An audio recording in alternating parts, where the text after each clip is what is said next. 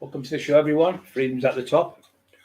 If you'd like to buy a coffee, please push the link down below. Mark Emerson, hiya Mark, you okay, son? Have you had a good day? Chatting away as usual to yourselves. To each other, I should say, not yourself. That's fucking me talking to myself. I get some great questions when I'm talking to myself, and I get all the answers right. Who's done that thing again? I told you to get it right. I would play that game, the chase, but it's fucking too easy, isn't it? The fucking questions, about 90% of them I get right. Then you get some of them on there, and they're fucking garbage. I haven't got a clue. Some people really think Jack the Ripper's real and Sherlock Holmes is real. Fucking crank. What a crank. Believing Sherlock Holmes is real. No, he really lives in London in 221 Baker Street. No, it's 221 Baker Street, you mean? Yeah, I've seen him there. He's piping all. That's not real, you fucking clown. He looks like a clown with even them fucking prime army fucking tracky bottoms on.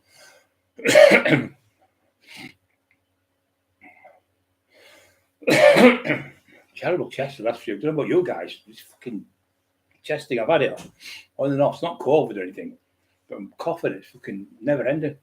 Like bringing up bits of spittle. But it's not loads. It's just like little tiny bits. It's fucking driving me mental. I've got these tablets called Muscularos. Muscular some fucking thing to help your chest. We've got asthma when you're older. You get to about 60. Well, I'm nowhere near that yet. So I've got another 20 odd years to go. So, but I'm in another 20, 30 years time down the line. I'll be bad. I'm an audit. Hey, Sonny, hope you're okay. Want to be late Scotland? Late, yeah. Want to be late in Scotland? Yeah, it's okay. No bother there, pal. Rich Tea Biscuit 78. Hope you're okay. All right, Freedom, not bad myself, but yeah. Oh, I've just got a pain right through my neck. My right hand's still bad today. It's about half the pain. Just been explaining it to Freedom about pain and how they work and the muscles work with the pain and the tendons with the ligaments and stuff. Fucking, I went to the doctor. He said, "What's wrong with you?" I said, "Well, it was C2 to C7 vertebrae.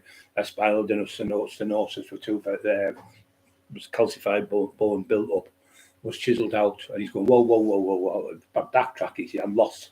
Are you a doctor or something? Are you been a trainee doctor or something?" No, I said, "I just know." There's something I went the other day about the low back, and I was saying L4, L5 spinal stenosis vertebrae on the foot, on the lower back lumbar region, and lost again. He said, "You have to speak in English." And he was a black doctor. I was going to say, "Are you a witch doctor?" They start laughing. I'm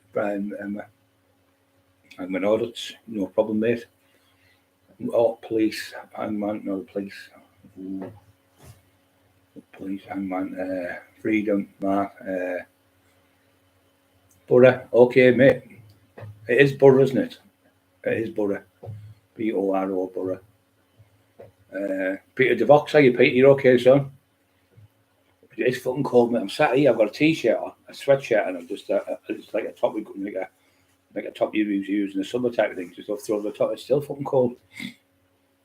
What's that, Peter DeVox? Going to B class at Freedom. Going to B class.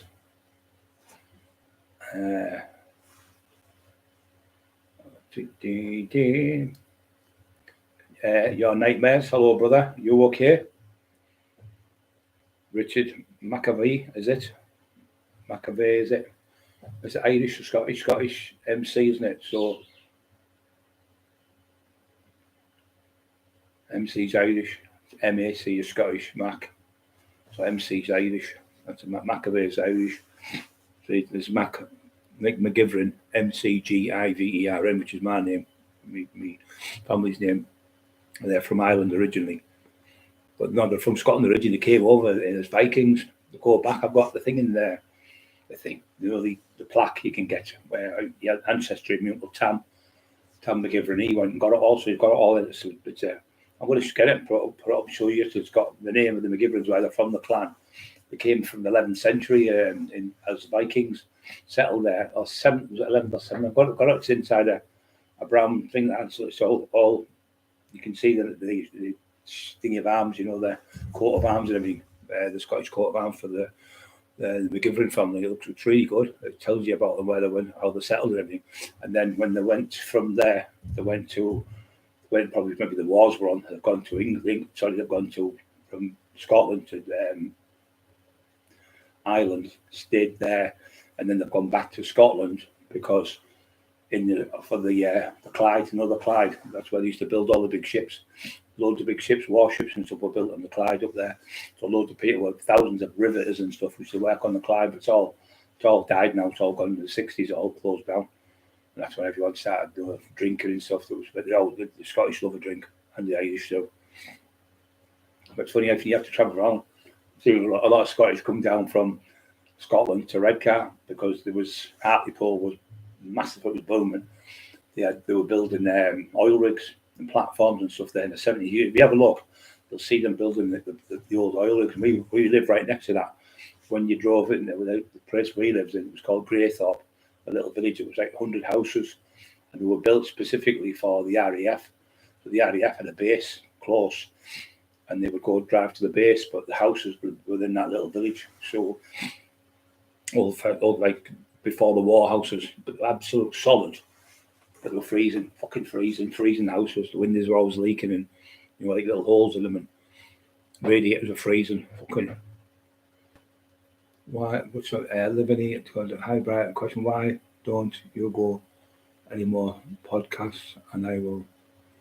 You be soon. Your James English one is 800k. Oh yeah. Yeah, I've done a few, mate. I'm going to be going back on some more when I get a bit better. It's just my hip's still really bad, you know, for travelling. I've come down the stairs there and it's just blown up like a balloon tonight again. My right hand's fucking excruciating pain. I'm on all different types of medication for it. So when I'm driving, I can't drive far. I can only go to the shops around the corner.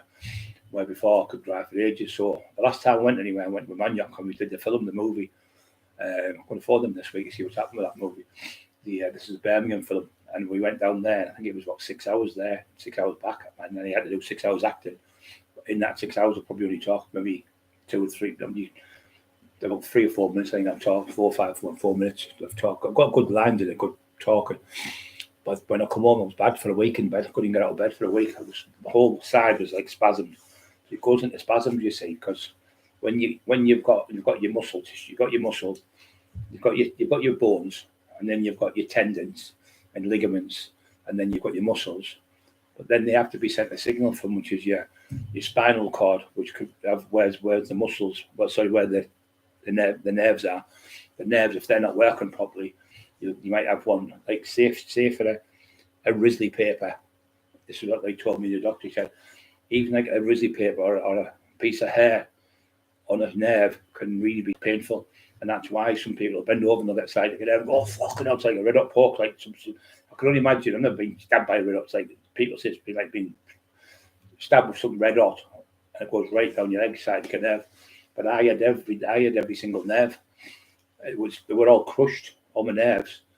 But 15 years, they told me I had spondylosis. I didn't have spondylosis. What had happened is, probably with heavy weights and stuff, the vertebrae have got full of calcified bone. So the calcified bone's gone like that and it's touching the nerves. So your spinal column's like that. Your spinal column's like that. So your spinal column's about thicker than my thumb, a lot thicker than my thumb, a little bit thicker than like your thumb, like that thickness. Mine was like that. Mine was like my pinky. So that was the difference in the. Can you see that? That was the difference. So you've got your spinal cord. Obviously, it goes in your neck. They had to pull the vertebrae in, and they had to go through the spinal. They had to go through the back of my neck. The scars right down my neck like that. That arsehole was going, it's not wrong with him. He's pretending he's bad. He's pretending he's pretending he's pretending he's bad, and he's not. He's not fucking. There's no wrong with him. He's full of shit. He's making it up. There's no wrong with him. And then obviously you seen Bram and all them with people from the church come around. You seen me in the wheelchair. You seen me in the hospital bed. You seen me getting picked up by the big lad who was Bram, who was a cage fighter. And they were crying in the house because of the state I was in. And he was saying I was pretending I was poorly. So that first operation in my neck was in Dr. Barty in the North Tees Hospital. That was the worst pain I've ever had in my life. I mean, I've been battered with hammers, bars, I've been stabbed, I've been shot, I've been hit with fucking baseball bats, I've been bit over the head with bottles, I've had fights with 11 lads, I've had fights with 17 lads, and never come away with pain like that. Fucking terrible. And when I come out, my whole face was numb, all my body, because he said, we've just had you on the operating table there for 2 hours, 40 minutes operating on you. It's the longest one I've ever done. He said, 37 years I've done these, from London all the way up here. He said, I've been everywhere doing them. He said, it's the hardest one he ever done. He said, mainly because of the weight of it and the decompression was. He said, when I got my MRI, at North East Hospital, and then I went home. Got a phone call about 6 o'clock at night, 7 o'clock at night. Can I interrupt you for 1 second? Yeah. Mark said he'll give you a lift anytime you want. You are brilliant. And then Levant said, Brian, you look $1 million, go for it once you can. The old Brian is back better than ever. Thank you very much. Tell them. You were talking about your back. Yeah. Tell them thanks. Yeah, people from Red Car. Yeah, so Debbie's best mate. Debbie come, she was crying on the thing because you see the state of my neck, and then our other friend, Tom and Kerry, they come, and my fucking neck was like that. And when they had to pull the plaster off because the stitches need taken from coming out, and all my neck started pouring blood, and then she had to cut my hair. So she went to have to take this off, so she took her off. They went, oh my God, it's massive. You know, they're cutting my neck right down my neck.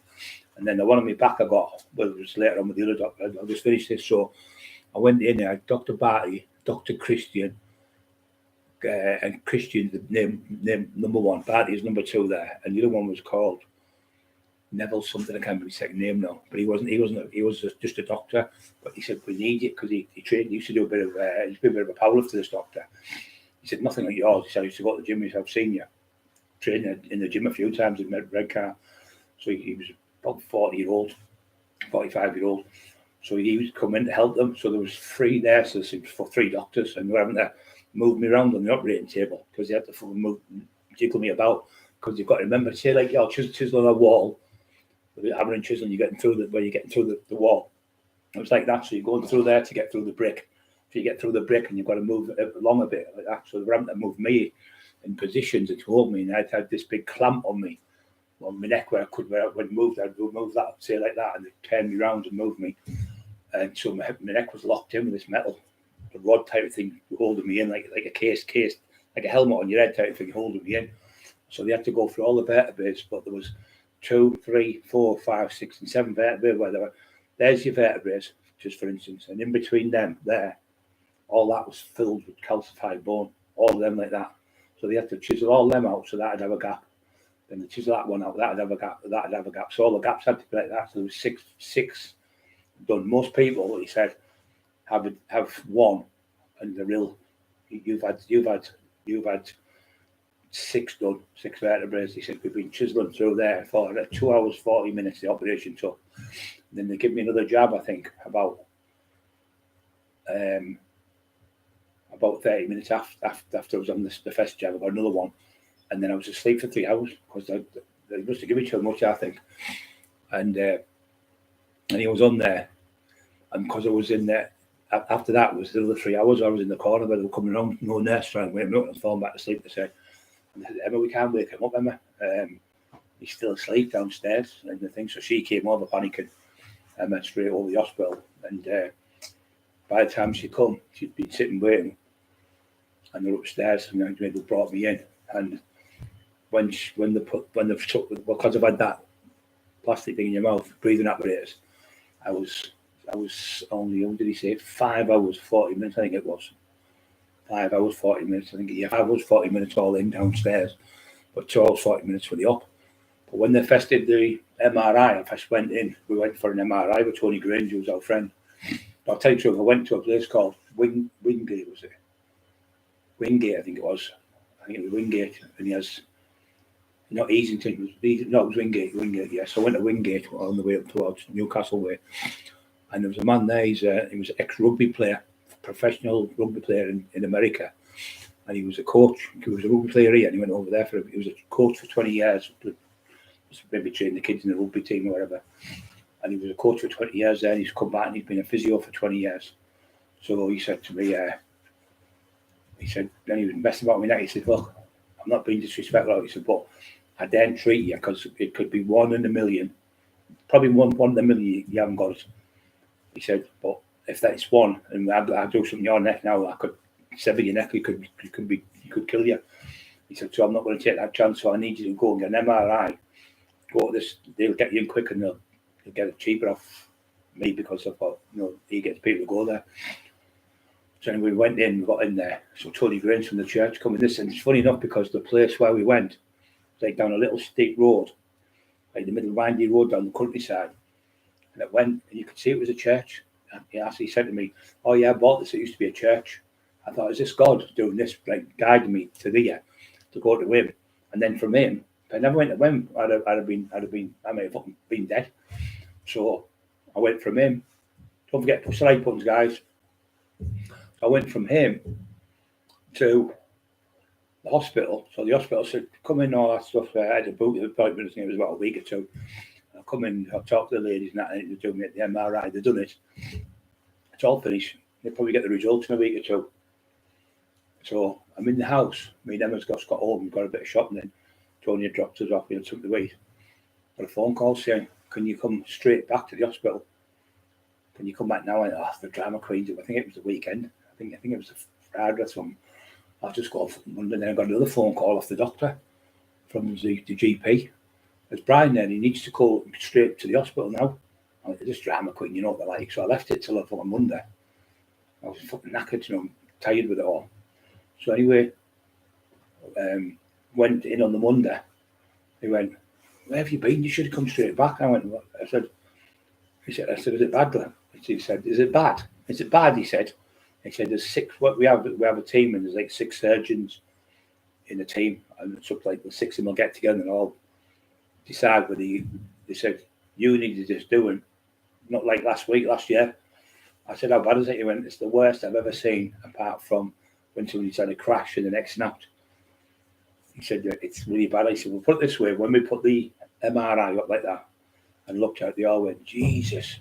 He said, "How is he walking?" The other one went, "Well, how is he training as well? How is he still training and walking? It can't be. It's a miracle. It's a miracle." He said, "If you don't believe in God, you want to believe in God now, because you shouldn't be sitting there. You should be paralysed in a wheelchair or in a hospital bed." He said, "Because that is the worst I've ever seen." I said, "So can it be fixed?" He went, not 100%. He said, "We're going to do our best." He said, "But you probably sort of 50-50 if you walk again." I went, "Well, 50-50 is better than fucking nothing, isn't it?" So, sorry for swearing. I said, "Doctor, no." He said, "Obviously the shock." I said, "When can you do it?" He said, "We can do it straight away." But then the fucking COVID come on. Couldn't get it done. I had to wait 3 more months. So every day I was thinking, I had to stop training. So he said, "Don't train whatever you do." But me, I thought I still trained. I still trained no matter what. So I still trained. And didn't realise it was that bad. But when they showed me I'll get Emma to put the op thing up. I'll show you how bad it is. You'll see the degradation. It's called spinal stenosis decompression. So because it's compressing like that, that's the compression. So they have to break, like I said, between the vertebrae. They have to chisel them all out, the calcified bones, so they're free. Because what they're doing, they're pressing. He said, "This is what they're doing. There's your spinal cord. There's your spinal cord. And there's your neck there. There's where your neck, where your cord goes into there, which is around the calcified bone in your neck. That's the only things that are full of bone. There's your neck, your head, and all the way to all your back. That's the only things that's encased in bone, like an armadillo type of thing. It's because it needs protecting the nerves. All them are nerves getting protected with a bone. So to yours now, we have to tuck them out, we put them back in. And what we've done is on the back here, where your vertebrae are here, 2 are broke and 1's cracked. So what we've done is we've left your vertebrae, that bit going onto your neck, but this part here, at the back of your neck, where you've obviously put the metal bar on your neck, you've cracked them with that, I think he thinks. So we can replace them by taking the bit off and moulding it on, fucking mouthing them with the drill holes through, and then put screws onto them, and screws like little bits of not plastic, but it's like plastic, but it's not plastic. I don't know what it's called. So they put the 3 of them on. So that's straightened my neck out in it. And when I've got come out, I'm about half an inch taller than I was, because when I was walking in the living room, I was walking and my head just not touch the light. And now when I walk, I hit my head, so I had to change the light because I kept hitting my head with the light. So I grew taller because it must obviously compressing it. So anyway, they've done that, and he said it was the sweat was pouring out me. He said pouring out me. So I had to get Neville. He called him the doctor, and he come on, and he was helping him, and Dr. Christian and Dr. Bartley. Dr. Bartley was like the top one there, and Dr. Christian was the one who trained him. So the top surgeons, and they said it's going to be a big operation, massive. You're going to be off for a long time. It could be 2 or 3 years before you even get to walk. He said it's really, really bad because it's not like something that's just happened in a couple of weeks. It's happened over the years and years and years. But being misdiagnosed off the doctor is really what's made you bad, because if you'd caught that years ago, we could have operated on it and you'd have been back to normal in a few weeks.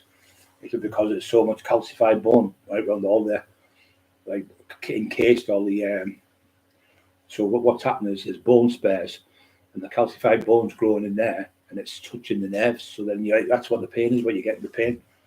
I said, yeah, but I'm not getting pain as much as what I used to. He said, yeah, because what you've done, you built a tolerance up of pain. He said, so you're like virtually anyone else said that now would be probably crying, or probably need like injections because it's that bad. He said, but I just still can't believe how you're alive. I don't believe that you're walking and training. And all the others said the same. There were 6 of them just shaking their heads saying, I can't understand it. Just lucky, it must be God, mustn't it? It's got to be God. So anyway, I went back again. So I went back and done the operation, and then they said, you're going to be a few months and this, that, and the other, and all that. I said, but I don't think you're going to be able to walk for ages. And so when they went out the room, I woke up, Emma came round, and anyway, they took the tube out. They had a massive ulcer, pure white ulcer under there, and in my mouth, because the tube had been in it like 6 hours. I said, can I get a crazy? I couldn't even move my mouth or my lips or anything without I'm paralysed. I think they give me far too much stuff to knock you out. Maybe it was a good thing because I was knocked out 3 hours. I was unconscious asleep. So that maybe helped me as well recover. I never thought of that. So anyway, they kept coming around. Anyway, I was awake. I kept nodding back off, and Emma come round, and I felt great when she come, and she was crying then. I was really upset because it was a mess. She was asking all the different questions. She's like bossy, but she's with me. She's then I had to go back because I was in that much pain, and I had to go back again. So what happened is I got that one done.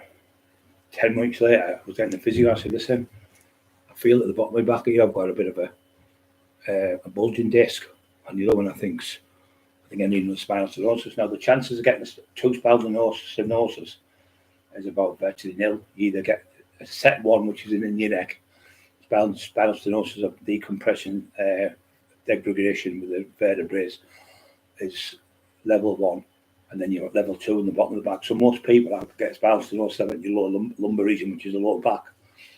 I only had fucking 2, didn't I? Not just the top neck, my neck at the top. I had the bottom one done, so the bottom one, it was horrible. So I had the bottom one, but this one had to be open right across my back. It was full of calcified bone, but there was only 2 of them they doing, which was great.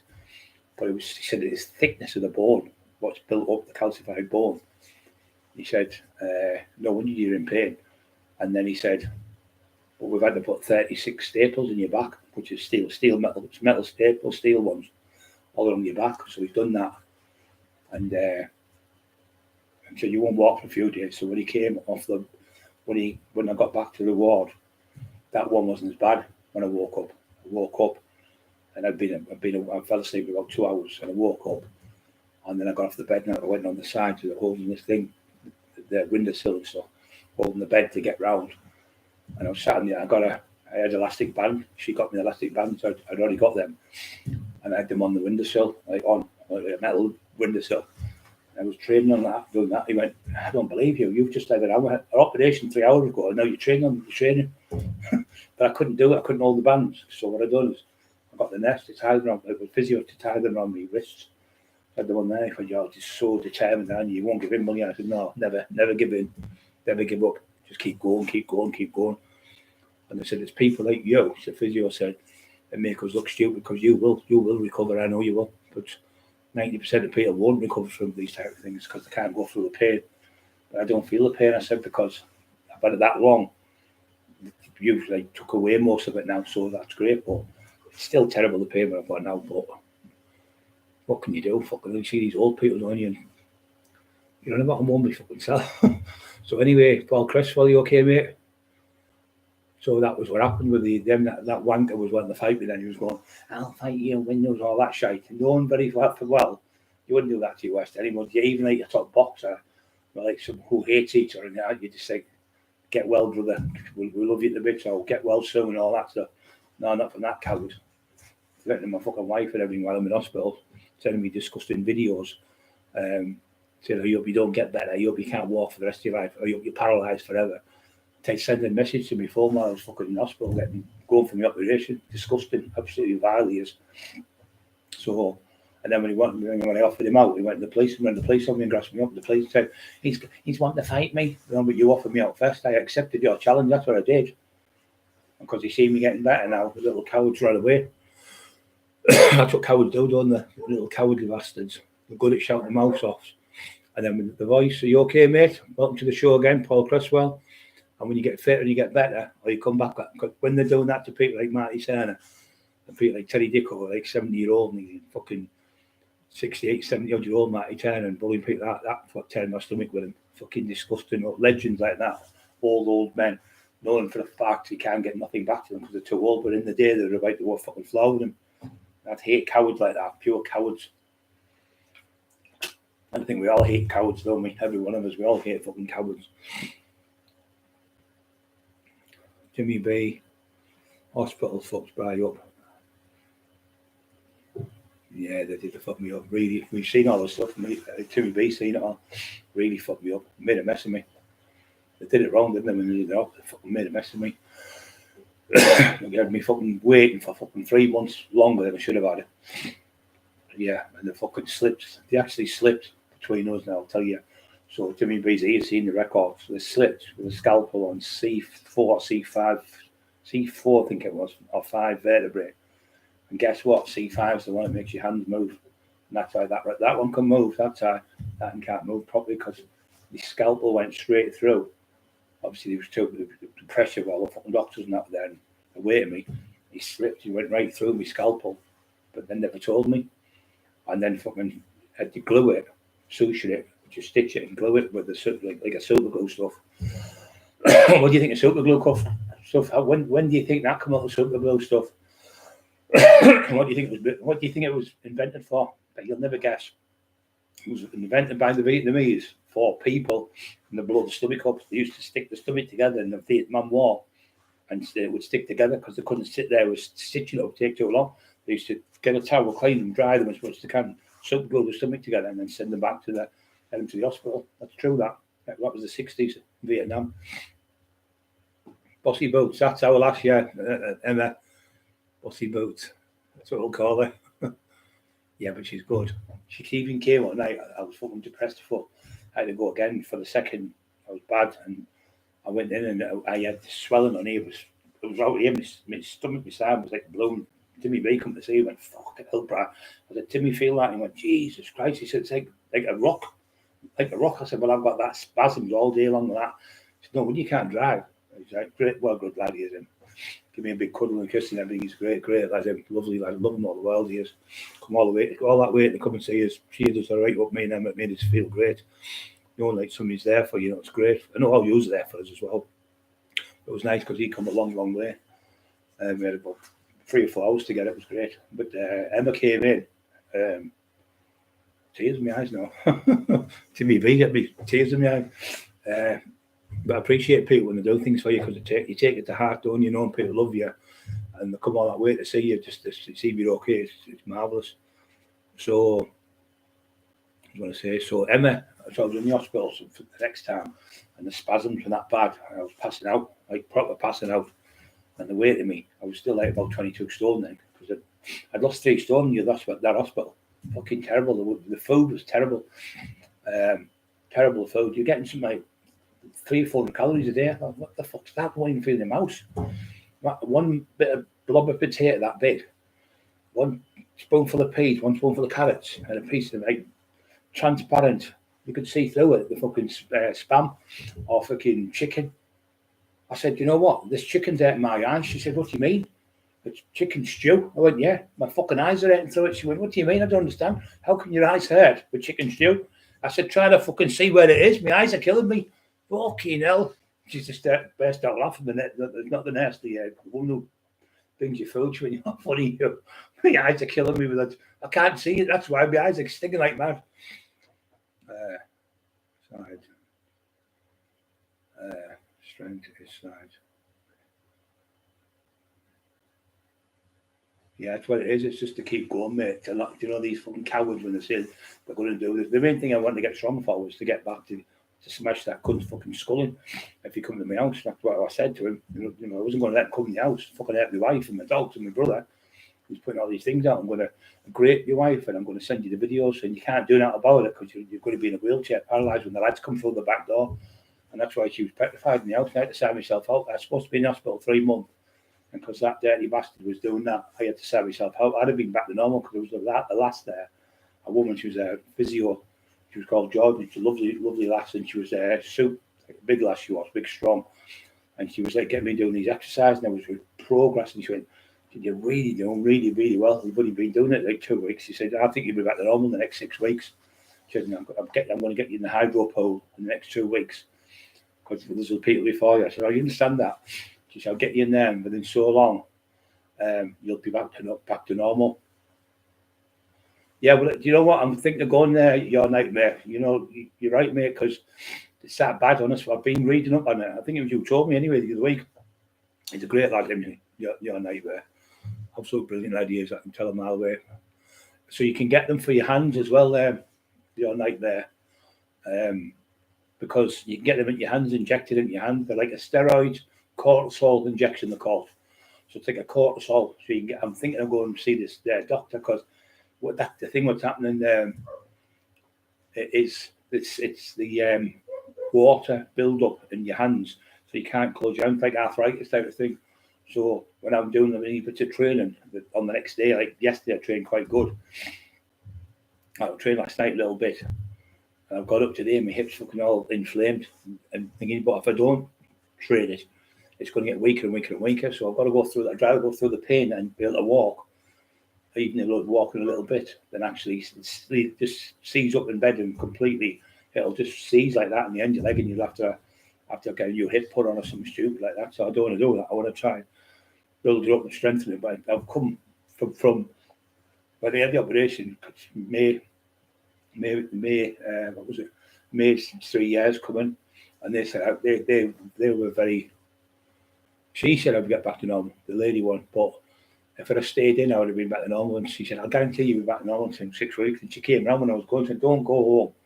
I said, look, my wife's getting threatened. They're trying to smash my wife's house up, doing about raping my wife, killing my dog, beating my brother up. I said, I can't leave them in the house on my own. Can't you phone the police? I said, you're joking. And I said, they wouldn't come to see me if I was fucking dying on the floor. I said, they're wasting space. And then the other nurse was, I said, he's right, like, they're absolute rubbish. That was the nurses talking about them. She said she had trouble at the door. Some young lads were fighting in the street. She phoned the police, the nurse, and they never turned up. She said, I said, that's the same thing that's happening all over Teesside with them. They're the worst police force in British history. You put in who is the worst, where's the most dangerous place to live in the UK? Which place would you be more likely to get stabbed? Which place would be more likely to get killed? And which place you'd be more likely to get mugged? And it's Hartlepool, Stockton, and Middlesbrough, where we live, North East. Cleveland Police, they've their vicinity, every one of their facilities where they go, they don't turn up. They won't fucking turn up. There was a man in Parliament Road, which is about 3-4 minutes from the police station. Someone's in his shop, burgling his shop, pinching the phones. He's in there. He's upstairs. He's barricaded himself in his bedroom with his wife and kids. Phoned the police. They didn't turn up till the next day. I think it's fucking disgusting. He said, I've got 2 kids, a son and a daughter. My wife was petrified. He said, I'm like 60-odd-year-old. The big lads, he said, they're all hooded up. The fucking cowards wouldn't even turn up to his house. That's what they are. Fucking cowards they are. But come my house 1700 to to get a man who's in a wheelchair, virtually paralysed, I mean, right hand paralysed, coming with fucking guns, and never brought the guns out, but you can see the guns clearly on the videos, right? You can see him walking in with the handguns. One was on the left hand side, one on the right, because that shouldn't go both sides of your house, you know, in case you are teamed up with guns. But they knew I had nothing, because I was doing lives, they knew. And also, I'd already been in 5 or 6 times with the fucking ass wipe and said, look, he's making these things up. And they went, no, you won't get no more now. You've seen the videos where Emma got me going in. I haven't done nothing to him. All I've said is his books are shit. He said, well, that's not malicious. I said, his books are fucking shit. I said, his books are absolute. And he's a con man, he can't type. And his wife does the typing. But that's your opinion. So the cops went, well, I've sat there less than 5 minutes. I've looked at him. He said, there's no further action. So I'll just go and see the desk sergeant. Come back in within 10 minutes. But no further action. Twice we went down, me and Emma. And then we had to go to Stokesy a couple of times. And they were the same Stokesy went. He said, you know what he's doing? He said, he was this cop was all right from Stokesy. He turned around and he said, I'm going to work. I'm getting to work. And he sat outside. He's phoned up on the night saying, what time's he on tomorrow? So I've stopped answering the phone to him. He said, my colleagues are saying, it's such and such the so-called fake author. And that was it, I called him a fake author. He said, why would we call him that? It's because he isn't the real author. He doesn't write the books, he writes. So he told him that. He said, I can't charge him for these. They haven't done nothing wrong. So, like I say, the same as this one. I've been on bail now, coming up for a full year. And then cowards. Club Mongo International by is a borough legend. Thank you so much, mate. God bless you. But the people all behind me from Teesside, because everywhere he's gone in the last year or so, he's been battered, kicked out, knocked out, smashed all over. House has been smashed up. Nothing to do with me, because I was fucking in my hospital bed, wasn't I?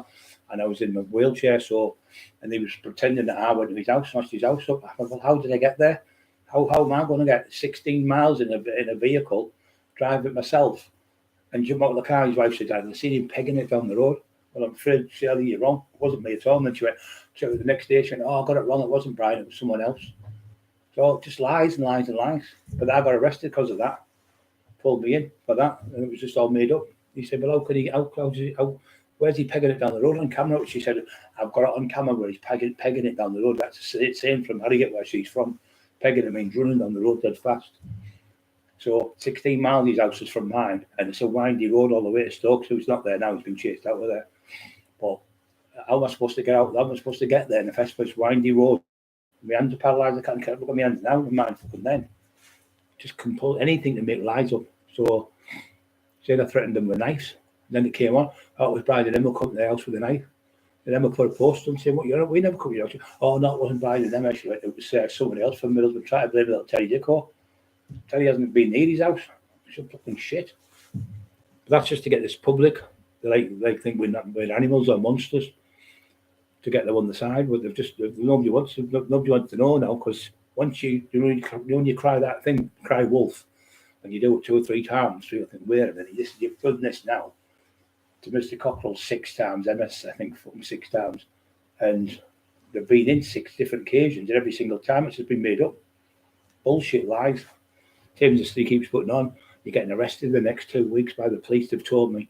You're getting arrested the next month. We've all seen the things on here. You've all seen the delusional stuff he puts up. And we've just had to put up with it 5 fucking years nearly as shit, because we said no, we wouldn't write that. We wouldn't write lies about Lee Duffy. No, we're not going to do a document about Lee because he was a Terminator walking down the street and beat people up. No, I'm not doing it, because I pulled out of it. That's when I got the onslaught of all the stuff and all these other things. Because you've seen the videos before, which is on the official Topic Talk, where he's got Brian was the main man. There was no one bigger than him. He was the top of the tree. He was the best in the area. I like reading them. We still don't want nothing happen to them. If we wanted anything to happen to them, I could make one phone call and it would happen. And I don't want to get nothing happen. I've changed my life around now. But he's using my Christian beliefs and Emma's Christian beliefs. Knowing for a fact we won't do nothing because we've changed our lives around now. But if it had been the bride of 10 years ago, he'd have been destroyed. But he wouldn't have done it 10 years ago, like Terry Dicko said. He's only doing it because he knows you're a changed man now and you're helping people, which is a better thing, helping people. But the thing is, the Lord says, when I go to bed and I pray, the Lord says, "Avenge this man," said it the Lord. And then look at him now, look at the state of it now, and look at us, how far I've come, how Look, I'm 60 nearly, he's only 44. He looks fucking older than me. So the Lord is paid him back when you think about it. Yeah, I used to go to the bongo with John Black. I never liked it in them old days. It wasn't my thing, the bongo. But nice people in there. My friends with John used to go, I used to like the rave scene better. We used to go to the blues, me and Duffy, the Caribbean blues music. I wasn't really into the reggae music, it wasn't my scene. But I still got on with all the black lads in there, they're all friends of mine, But I like the rave music, but I used to love boxing them. Like, freedom, got to be free. I'd speed my hands up faster and faster and faster. But with the music, because it makes you go faster dancing. I used to like dancing all night long on the dance floor. That's where that's why I was super fit, when I was fighting people. I'd be in the rave fucking all night long, but I'd say about 6 hours dancing out of 10 on the dance floor, just fucking super fast dance I used to do. I used to love it.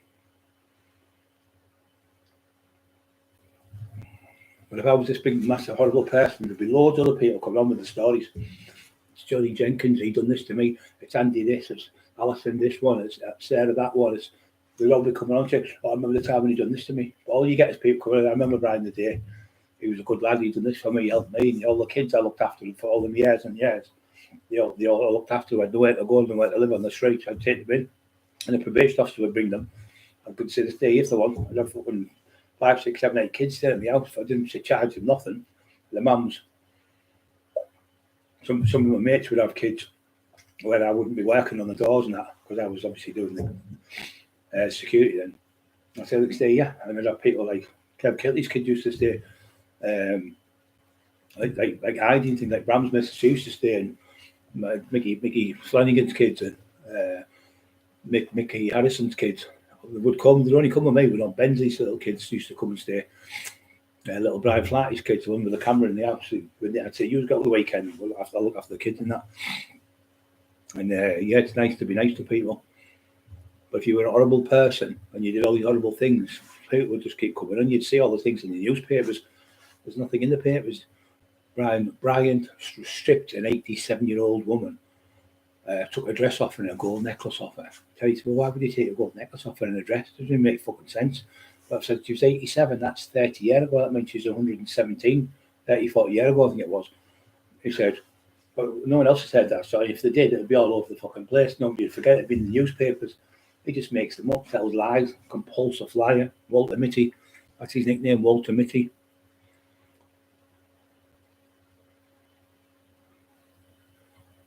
To build muscle around it. Yeah, there's great. That if you're still struggling from that, your nightmares, I can show you a brilliant exercise. Just get an elastic band, hold it in this position here, put it on like say that's a post, put it on there, tighten a post, or even if you've got a bed, on your bed, or at the post at the bottom of your stairs, hold it to that position just there like that, and just do that out to there, back in, up to there, out to there. Back in, out to there like that 10 times, stop, about 10 seconds, go back on and do like 3 sets of 10 build up to, and then at the very end, hold it a little bit further, but not go out further than you can, so there, say, and hold for about 20 seconds. I've been doing that for 4 days now. Mine's about 85-90% better. I've had that for about fucking 7, 8 years, 10 years, maybe problem in it. And I found out with this physio, I was talking to this physio online, and he said, no, don't do it the other way, that way. He said, do it with the band, because what happens is, you've got he just said there, you've got your bone, you've got your ligaments and your tendons, they're holding the muscle, but what the muscle is on them. So what happens, the ligaments and tendons and the muscles deplete because there's nothing getting in there, there's no strength in there, so that it starts falling down, and so it sticks out like a wing.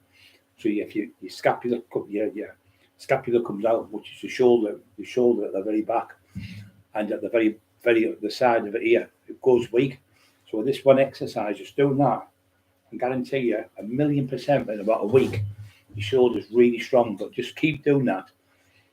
Maybe Monday, Wednesday, Friday, and just do 30. I do 25 reps 3 times a day, just at the moment, and then when I'm finished doing that, I'll probably do maybe 25 a rest, 25 a rest, and I'll just hold it for 25 and hold it for 25 for 6.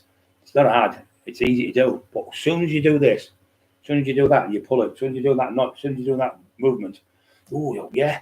But it's not like, you know, like somebody's massaging your back. You go, oh yeah, that's it. Your wife's getting your neck or something, or your husband's doing your knots in your neck. Oh yeah, that's it. You got it perfect. And then they get that nudge out, that little knot. That's all it is. So, but what happens is the scapula is hanging on, but the muscles hold it up. So then muscles are weak then.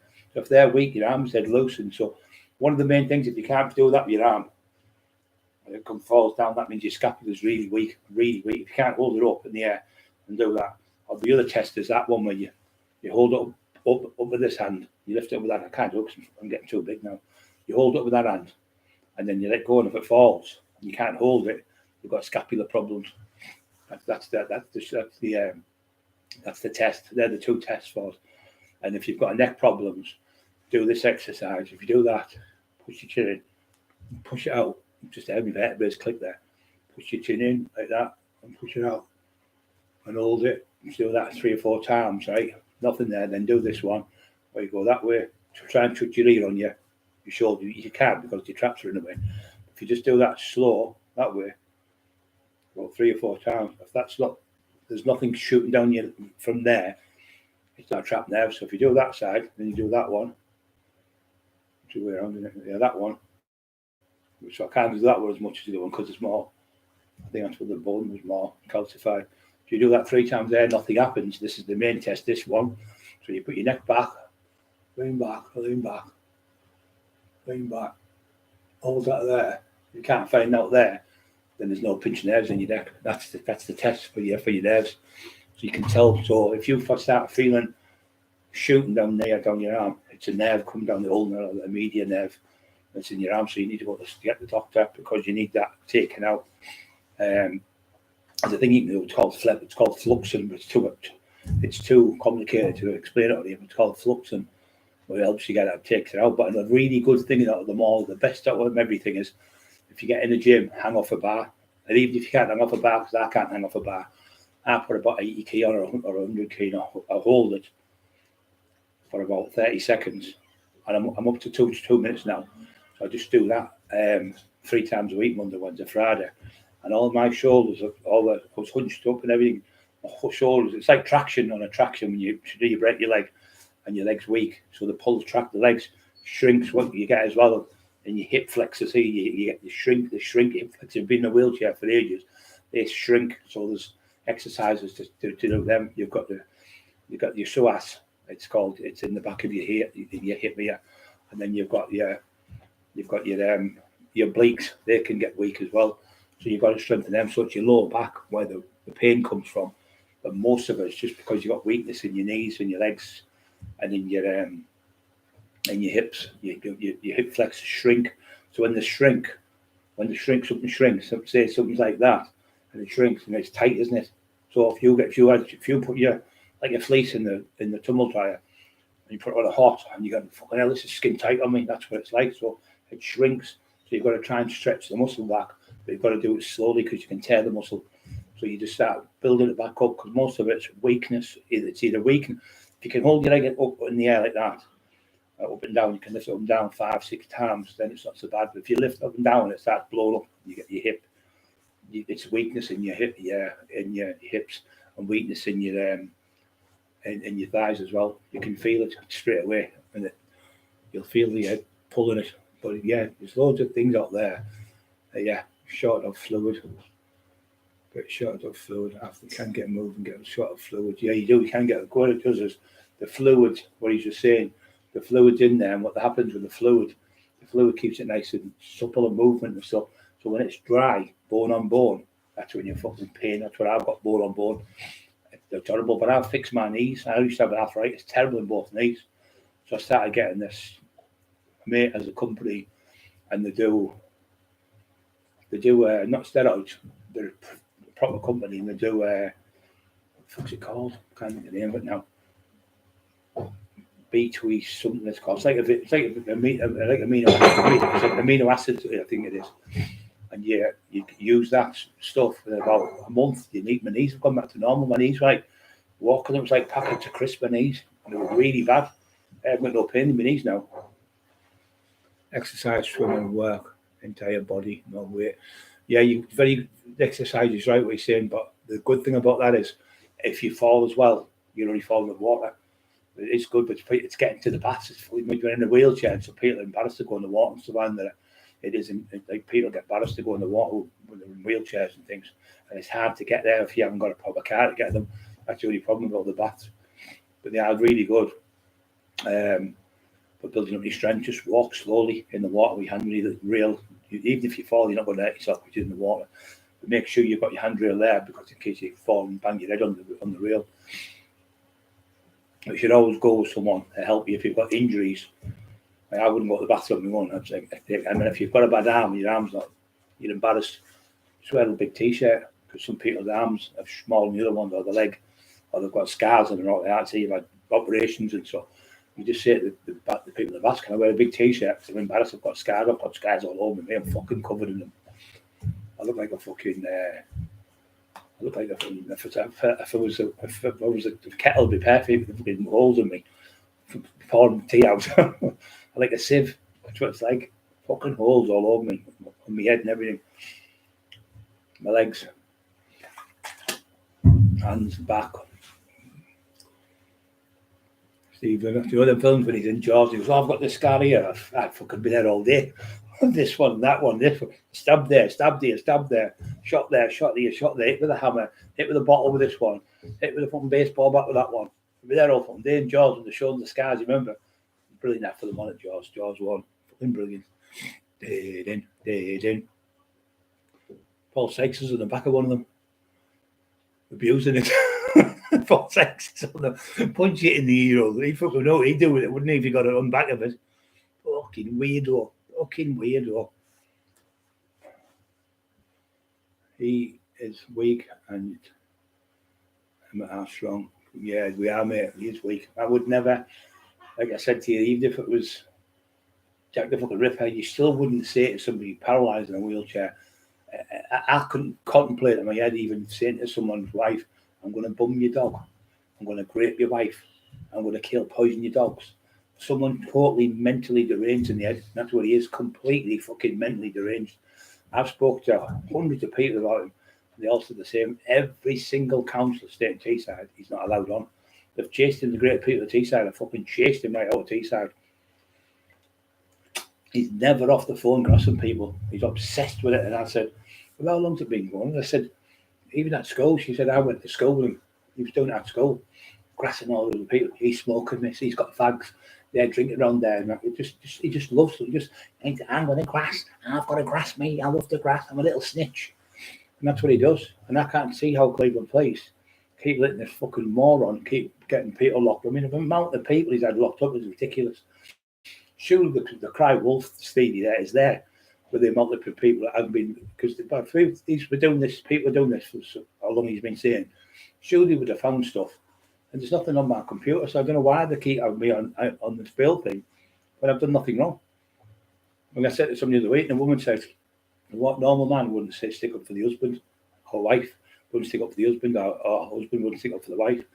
I was talking to the lady, and if somebody talks about that, any man, hot-blooded man, the first thing you do, you rape my wife, I'll fucking, and you start screaming, don't you? If anybody threatens to rape your wife, I'll kill your dogs, I'll kill your brother. I'll send them people in the back door, come to my fucking house, I'll fucking smack you. You're going to shout that, aren't you? Because if you don't shout that, you're not fucking, you haven't got no bottle, you're a shit house, and you're a coward if you don't say something. You're going to sit there and let them get away with it. Steve Dunn, what are your spinal symptoms? How's this to me, Steve? I've had my spinal symptoms, mate. I've had L2 vertebrae till L7 done, spinal stenosis and decompression. I've had 2 titanium rods put in each side, and I've had 2 operations. I've had a second one on the lower back on L4 and L5, decompression, spinal stenosis. I've had them done, and it's left me, when he did the operation, he slipped with a knife and gone through my 4th and 5th vertebrae, which is virtually paralysed my right hand. So I've spoken to 3 different people and forced contact you and said, I got them off the same doctor you got them off, and he done the exact same to me. Slipped to the scalpel, left me paralysed. Another lad come on, he said, well, I got mine done off him twice, he said. He said, I woke up in the middle of the night and the cerebral fluid was leaking out my back. He said, I'd go back in and get another one off it. Then I got Key Commander come here. Key Commander said, I got mine off him. Same doctor. And he made a mess of me. He said, I had 4 different operations. He failed in every one of them. So there's like 6 different people. But one from Newcastle contacted as well. He was left paralysed as well after the operation off the same doctor. So it just seems to be, if it was 1 or 2, but like 6 different people you've come out of the woodwork and told me, and the exact same, all of them are all the right side. Key Commander's the right side. So the other one wasn't. He was, I think Glenn was in the middle of his back. He had this done, but most of them are right hand side. The exact same thing. What's happened? Sorry, typing, Brian. Peter the box. Yeah, you're all right, mate. Don't have to say sorry on here, mate. But I'd actually bang, thanks for the advice. Yeah, they're only, what you better doing instead of getting the rubber one, the rubber ones are good, but the ones with the handles are better because you can do, they can do that exercise as well, which is the face pull. You pull to your face like that, hold it a few seconds. See, when you're training on weights, not just doing that. I don't agree with that. What I do, I'll go, hold it, 2, 3, and then I'll go, hold it, 1, 2, 3, and I'll come back, 1, 2, 3, and hold it that way. I'll do this one. He's a brilliant way. And I've got everyone bigger doing this in the gym. It was a man of mine. I made this deed up myself. Instead of just going like that, what people do, come back. So if you come back and go 1, 2, 3, hold it, 1, 2, 3, then back, 1, 2, 3, and pull, 1, 2, 3. So that way you're firing your muscles 3 times, 1, 2, 3. So the pain is worse. So if you do, and the fire on your shoulders and everything else sets a light straight away. You can feel the burning. I think this is really working this, and that's what I've been doing. That's the type of stuff I've been doing. I've been using like 7 key dumbbells, 5 key dumbbells for side laterals, 50 reps straight off. But it'll be 1, 2, 3 and back down. 1, 2, 3 and back down. And you get to like 25, 30, and you fucking on my shoulder, and then you stop, put them down. Get like 5 key dumbbells, side front ones, hold them ones up, down and do 50 reps. Then you do rear delt ones, and then you do face pulls. So you do 200 reps straight off. After the 200 reps, you come off there and your whole shoulders are on fire. So instead of trying to get using heavy weights where you're tearing your muscle, written muscle, because you're stimulating the muscle in a different way. You hit the white fibers and red fibers, and also the body doesn't know. It just knows you're stimulating it. So if you're doing 25 reps with 5 key dumbbells, it's going to hurt when you get to 50 reps. If you do 50 reps, fucking unbelievable. But so if you do 4 sets of 25, something like that, it's still great. And you come off, and every bit of your shoulders on fire, even your forearms, everything are on fire. So that's a good way to keep you fit as well, and keep your body fat down. I don't rest. I just keep going until it's finished, and you come off and you feel a bit sickly, but the burn is unreal. Sometimes you're better just getting the blood in there and keeping the blood flowing for your heart and lungs to keep, especially when you're older, keep the blood flowing. If you don't move it, you lose it. So if you just sit about, just take painkillers all day long and keep taking them. You have to take them, don't get me wrong, but you still need to get out of bed. You need to still do some things. And I was doing things in the bed where I couldn't get out of bed when I was bad.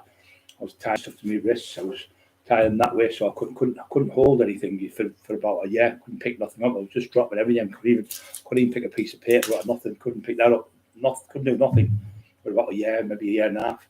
And the bully was bullying me then. And now we see me doing all these things now. The fucking cowards ran away and fucked off to another town. Shit house. Pure shit house. Peter DeVox, Rock. Are you okay, Rock? And anonymous associate of tinfoil. Okay.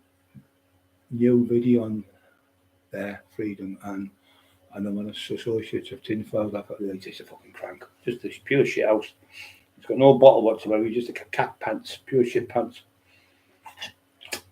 Never had a fight in his life in the ring, not once. And all the shit he's been telling me about. I mean, I was in the NBA 3 years in a row. He'd never ever had one single fight in a boxing ring. All shy. I was doing so good in my training. My boxing, I was making that much money. I was doing really good. Just lies, all lies. Hope you're all good. Hang off scaffolding at work. Yeah, anything like that. Perfect, mate. That's brilliant to me, mate. Anything like that, you know yourself. Your hands get what that does with that. It's not just one single thing you're strengthening. It's strengthening everything. It pulls you. You see your legs are shortened because you've been sitting. Hanging off the bar is going to pull your legs down because it stretches your legs. So you've got your hands and your fingers. They're getting stronger because you're hanging off the bar, right? You've got your forearms, you've got your wrists, you've got your elbow, you've got your shoulder. So if your shoulders out, your shoulders start pulling themselves into the position. There's traction. If you can go on about 2 or 3 minutes, it's perfect. It's great. Like I say, if you can do that every day for about a month, you only have to do it two or three times a week to keep right. For the sake of what, 30 seconds? 30 seconds 3 times a week, and it just keeps you in shape, and it also strengthens your shoulder. So when you're training, you feel a lot stronger and bigger because you've strengthened the tissue up because you're gripping. So your hand grip when you're carrying bags like shopping and stuff is a lot easier to do, and your fitness goes up because your legs get stronger, everything gets stronger, but you're putting your body in the sync. So it's got all it's pulled out because you're typing all day on the computer, so you're getting humped. Like your humped shoulders to come forward, they're all hunched up, and that's the tension in your neck doing that. Type. You go, oh, my fucking neck's killing me, and that's what does it. So if you do that, and then off the bat, strengthens all your neck around your traps, your forearms, your fingers, your muscles in here, which is your brachialis, which is this muscle here. Your brachialis is their muscle. What very hard to train that, but off the bar as well. So it does all that. It does it helps your triceps, it strengthens them. It does your lats, your latissimus dorsi muscles, which is in your trapeze majors. You can feel them working. Everything works on it. And then when they're about a month of doing it, have you ever seen these people who do this CrossFit? They're unreal. They're on there for about an hour. That's all they do on a pole, going around the pole. Even people in the late 40s, 50s, but they're all CrossFit trainers. They're all into holding off there, like press-ups and sit-ups and all that stuff off the body work. Because if you're doing chin with your body work, if you're doing sets of 10 chin, like 4 sets of 10 or something, you're doing really good because you're doing your whole body weight. You don't need anything else to do. You do planks, another thing called planks. You do sit-ups to get big or fit. But the best thing out of everything, from my bad hands, bad knees, bad anything, bad hips, is get on the bar and hold. So I've got, even if you can't hold the bar, just get a pull-down bar, put eight whatever weight you can hold on it. Start for £20 if you want, £20 if you can only hold that. And hold on. What I'm doing now, I've got handles, 2 handles. I've made these. I've got these elastic bands. I've took the handles, the plastic, and I put one of them like where you go. Is it Cockerill or something? Where you go mountain climbing, you click it in. So I've got one of them where I've got on there. Now I can pull it down. And it's got me both hands together, and it's giving me because the bar machine I've got, I can get down so far because I'm tall. I'm not getting enough stretch. So what I've done is I've put these a bit further up, so when it comes up, I can stretch and then pull my lats right out. So I've got that new little gadget I've made. I make things up all the time off of my body. And I've got another one, I'll pull the lats. I'll do the lats from the side. I'll pull it there like that and back up and let's stretch all the way up and hold it 1, 2, 3 and back down. But don't do a weight where you just jaring it and jab it like I was doing years ago. That's where it fucks you up. Yeah, it does. It does crack your back. You hear your back. The word's called adjusting your back, yeah. It's adjusting it and resetting your back. That's what it does. It clicks the vertebrae back into place because they're out. And all of a sudden you go, oh, fuck, and you get up and you walk. And I used to get somebody to walk on my back. There was a karate expert called Bob Cumbay. He's passed away now. He said, I can't massage your back. It's that thick. He said, fucking your traps. Oh, that's what the doctor said. He said, why it took us so long? He said, your traps, we need in your ears. He said, we've had to go through your traps and right down and down because when he was in the back of my neck, it's gone, opened it up with this. Like they put a thing like that, it opens up your neck. And you could see, and then there's they put another trap, another metal thing in there, like a rod, to strengthen my neck. But he said, when we were trying to get down your traps, I was going down and down with the scalpel. There was no end to it. He said, it was just ridiculous. He said, I've never known traps that big in my life. The thickness of them were unbelievable. He said, it's unbelievable, the thickness of your traps. Coming back now. Yeah, we're all good. You, Pete, there. Hope you're okay. You'll be hanging off scaffold. But yeah, anything, even if, you know, it sounds mental, even if you've got a tree in your back garden, or even if you can get these special ones. If you're only about 10, 11, 12 stone, if you like my weight, If you're heavy, no good. So, you know, when you got the swings with the kids, you know, the monkey bars, you go on them. Take the kids to the swings every day and go on there for a month, and you'll find out you're back. And then you then go twice a week with the kids. Who say, "Oh, we were going every day before when you were bad." But that's a good. That the monkey bars are perfect for it. Or do you know your loft? You've got a loft, so you can put like a bar across there in your loft, and just like put a bar on the top of there. Or you can get one where you can put your door frame. If you're only 10 stone, you can pull up on there.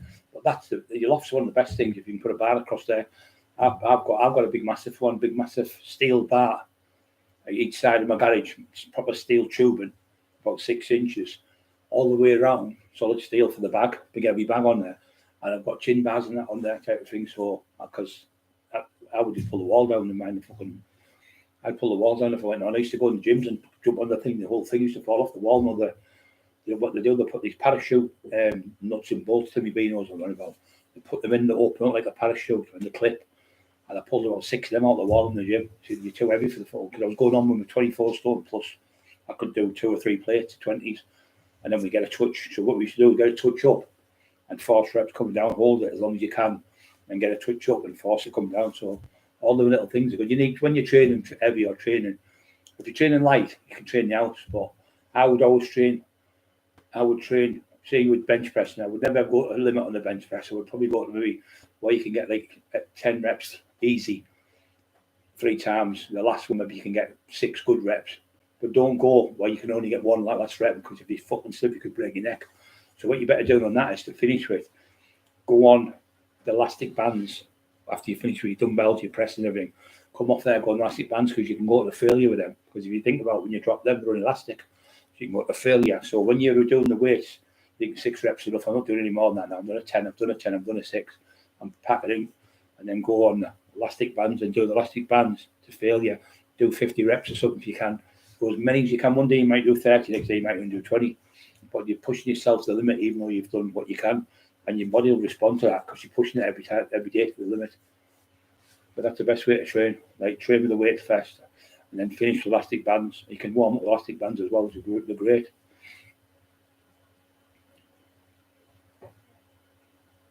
Yeah, he fucking probably would. He said the tinfoil went in the day. If Paul Sykes was alive now, we'd have knocked Mike Tyson out in the first round. I went, you fucking clown. This is live on the Jim Yo show. Absolute crank anyway. And my book, what I've written about him, you never written it, you stole his book. And you copied every single thing to the 1971 because you got his book off his sister and you stole the book. You promised to give the lady 50%, you give a fuck all. Same as the Roy Shaw one, same as the Lee Duffy one. You give the family nothing, not a penny, and you haven't got any charities whatsoever you give money to. It's lies.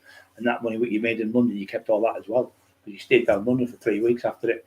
I mean, if anyone smashed my windows, I'd be straight home. He stayed down there for two weeks, I think it was.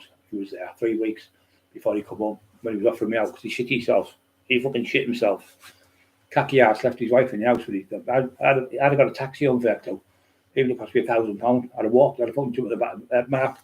Mark Emerson, I'd have got him on. Give me a lift, Mark. Timmy B. He phoned to me. I got straight home. Second, like the same day I'm getting home, I would leave my wife and child in the house with the window smashed. People come in the house. What a fucking coward. Wasn't like that then, was he? Done all right down London. When he came back to Teesside, he fucking hid out the way. And he never turned up at the gym on that day because Carol went. And Peter Duffy went down there. He never turned up. It was 3 weeks he could never come out for. George big on knock it out. Mark, after bending up and all day was the job. After bending all day. Yeah, but if you do get any nicks, what we're talking about, Mark, when you're working, it's not so bad, mate. But what I'm saying, what Timmy's saying is, when you get we're on about people with the injuries, mate. We're not on about you, because you haven't got no injuries. But if you get the injuries in your back and you feel like your fucking back's killing you after an hard day's work because you've been working all day, no better than going on a rack, like stretching your back. It just pulls all the vertebrae, all your tendons, all your ligaments, and the blood gets constricted if they're tight. You know, they're not full of knots. That helps you. But another great thing is a red hot bath. If you've been working all day, jump in the hot bath. Start off with it warm, and don't warm water, and then get in slowly build it up. The hotter you can get it, the better it's for you, because it's the actual heat that repairs you. But I don't think I could do the ice baths. fuck that. Yeah. Hot water, really hot water. Yeah, Timmy B's been to see us. Timmy B's, he's a good lad. Mark's a fucking good lad, proper man, him, out working every day. Fucking proper lad he is.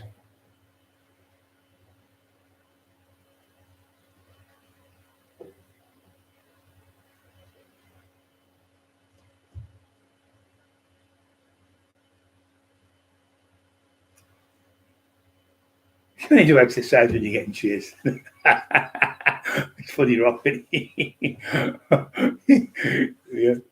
I remember once this house I was one of them 4x4. You remember them guys? Yeah, not an Escort. I always keep you an Escort, not a Cosworth, but they look like a Cosworth.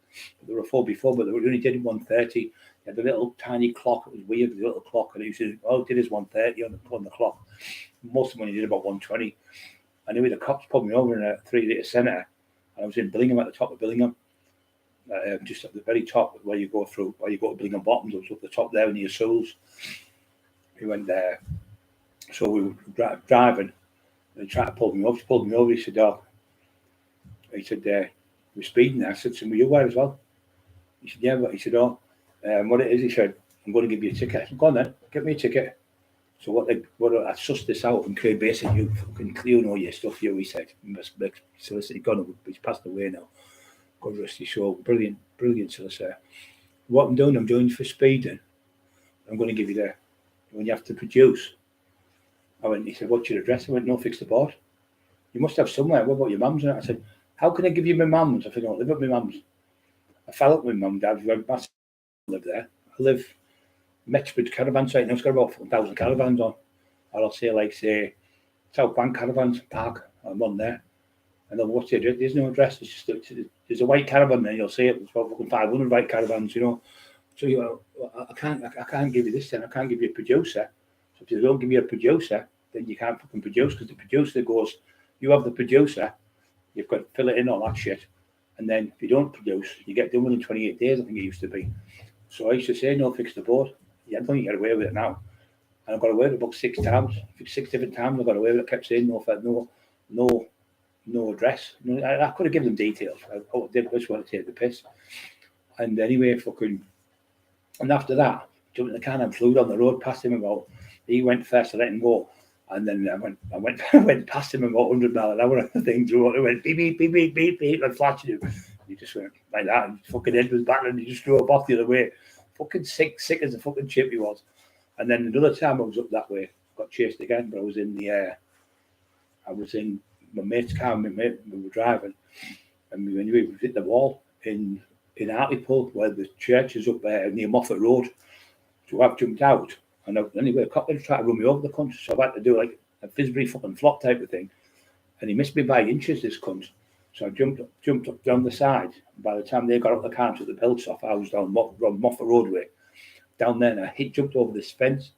There's little walls in Hartlepool, like little walls like that round. Some people have like privets. You get little red walls all the way around the houses. So I dived over the wall. I thought I could land on a fucking bike or anything there. So he hid behind the wall.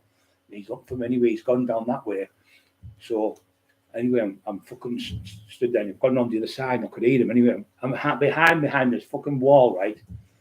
And it's got a metal fence, but I'm off my head and coke. And a man behind the wall, and you could see on the railings. You could see me a mile away through the railings. But you could hear me breathing. I was like fucking knackered. We've fucking been on the coke for ages. I was on lines. And my mate said, fucking hell, man, that line. Nelly the elephant couldn't sniff that. What the fuck are you doing? Anyway, he's going, I can say yeah. So I jumped up and said, yeah, well then you fucking man. And he'd run like, oh, I'll leave it. He said he ran like fuck down the street and ran away the fucking shit house. And that's a typical Cleveland police shit houses. Sneethy, you all right, son? Sneethy's a good lad. Sneethy knows the real Brian Cockerill. And Cheryl's okay. Must be Brian's end. Brian's bloody TV. Has it gone blurry? No, do you know what's happening? When I'm breathing on there, is it the sound gone blurry? Or is it is it the vision you mean? I don't know, mate. Timmy Bay, Brian's end. Brian's gone blurry. Blurry means so it can't be my voice, is it? Is anyone talking to me? The mic's on and everything. That should be all right. Yeah. I think what it is, when I'm breathing, if it's gone blurry, the vision, it's my breath coming out of there because it's fucking freezing. I think it's on there. It's going down. Is the sound gone funny? Anyone let me know?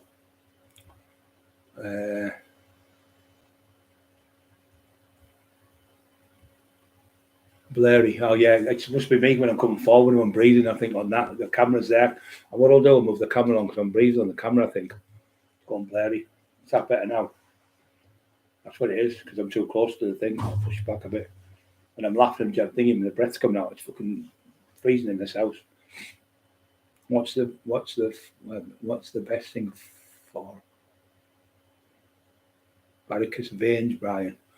I'm not really sure. To tell you the truth, it's not the thing I've really done at varicose veins, and I'll tell you the truth. You've got me on that one. I'm not really sure about that, mate. I know they're a fucking nightmare to get done. A lot of people suffer for them.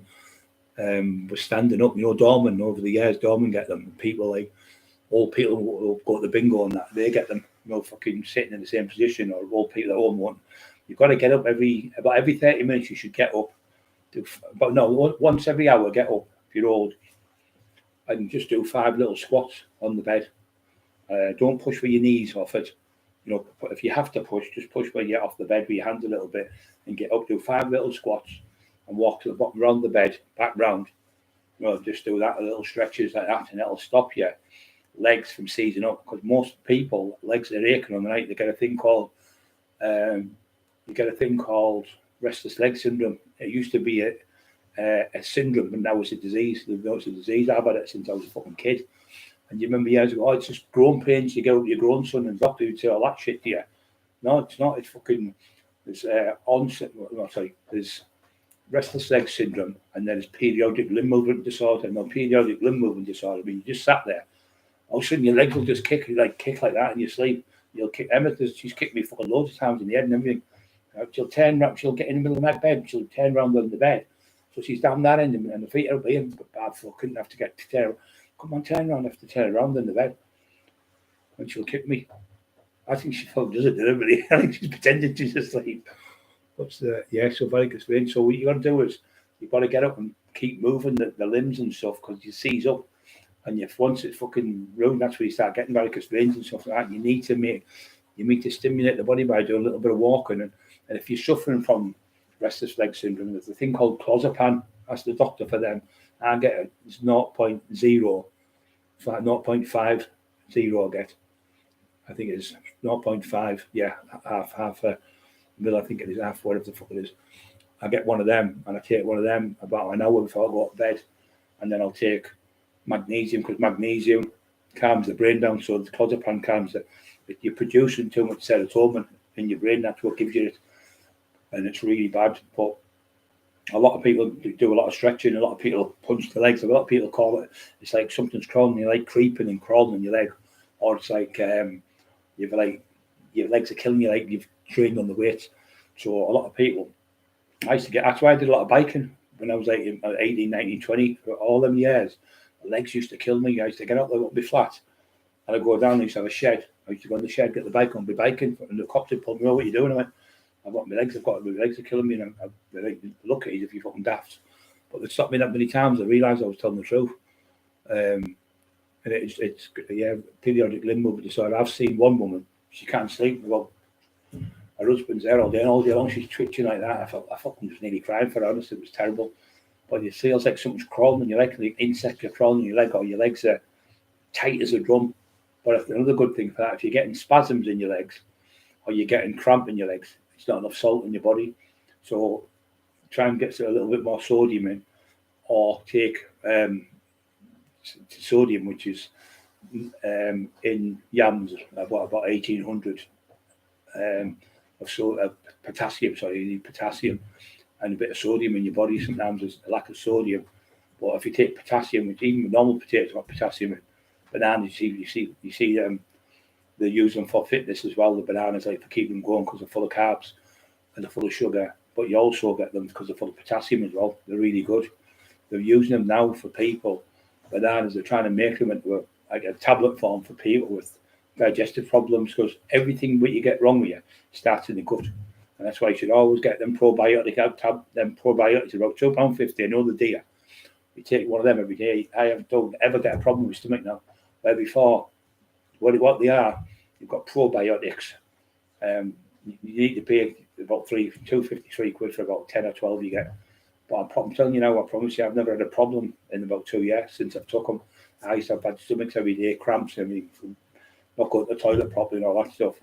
I always have 2 bowls of porridge a day. They make you go to the toilet. They're really good and they're full of carbs. But with porridge being a slow burning, slow glycemic, so it's not hypey, not fucking, so it burns slow. So it'd be like having a big log on all day long, just burn smolder and keep the room warm.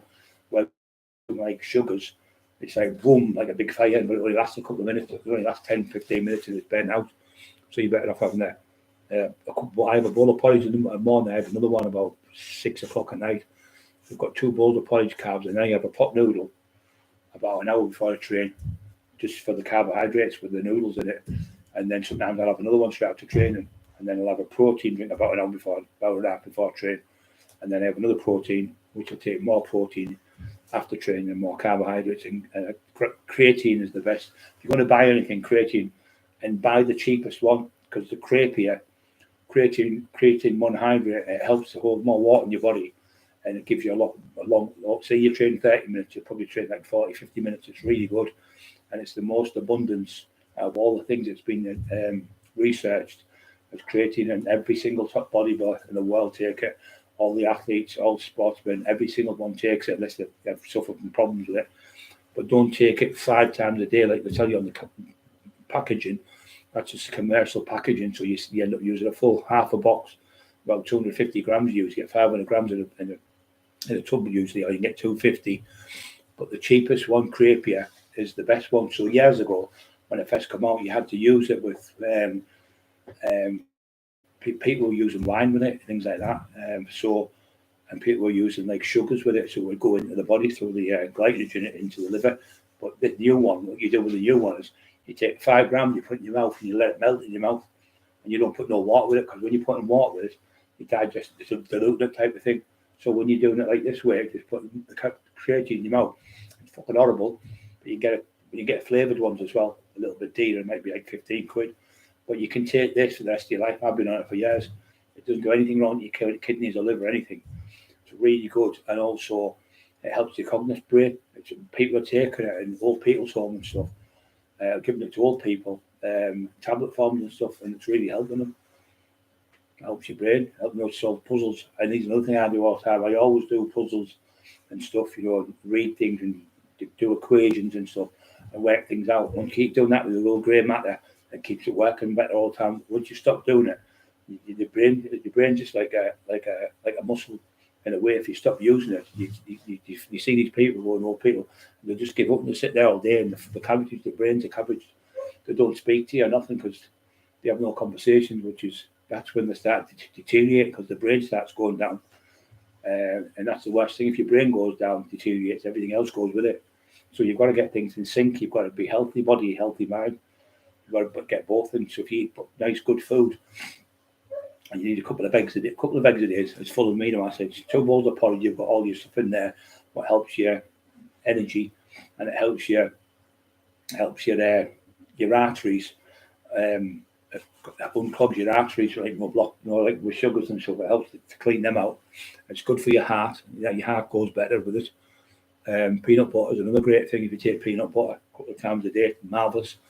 Teaspoonful of honey, that's marvellous. All the things that are really good, what we know, are good. Been out all them years, like the old grandmas tell you. Nearly all them old things that the old people tell you are true. The old-fashioned things are nearly the best, but not the fat. You can't eat the fat. Fat's no good for you. I just work 12 hours a day. There you are. That's what you've been doing. I bet you were standing up in a factory or something. Yeah. Most people get them in factories. Factory workers, crisp factory workers, hygiene workers. Assembly lines where they're making things all day long, stood in a queue.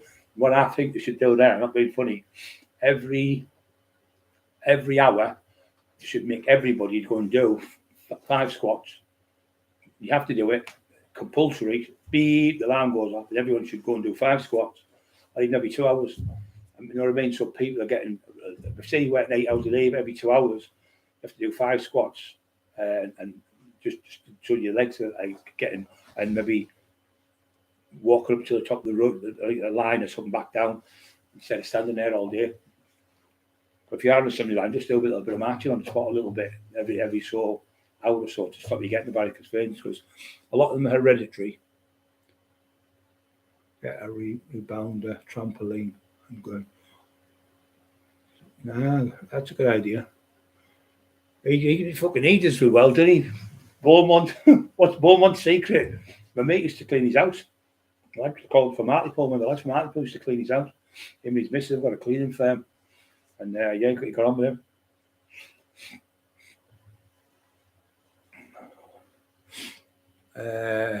Emily's on. It's perfect, Brian.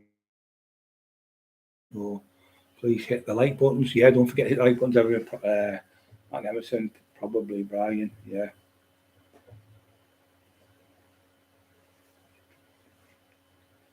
One charge for active life, 2 nothing. I think that must be it.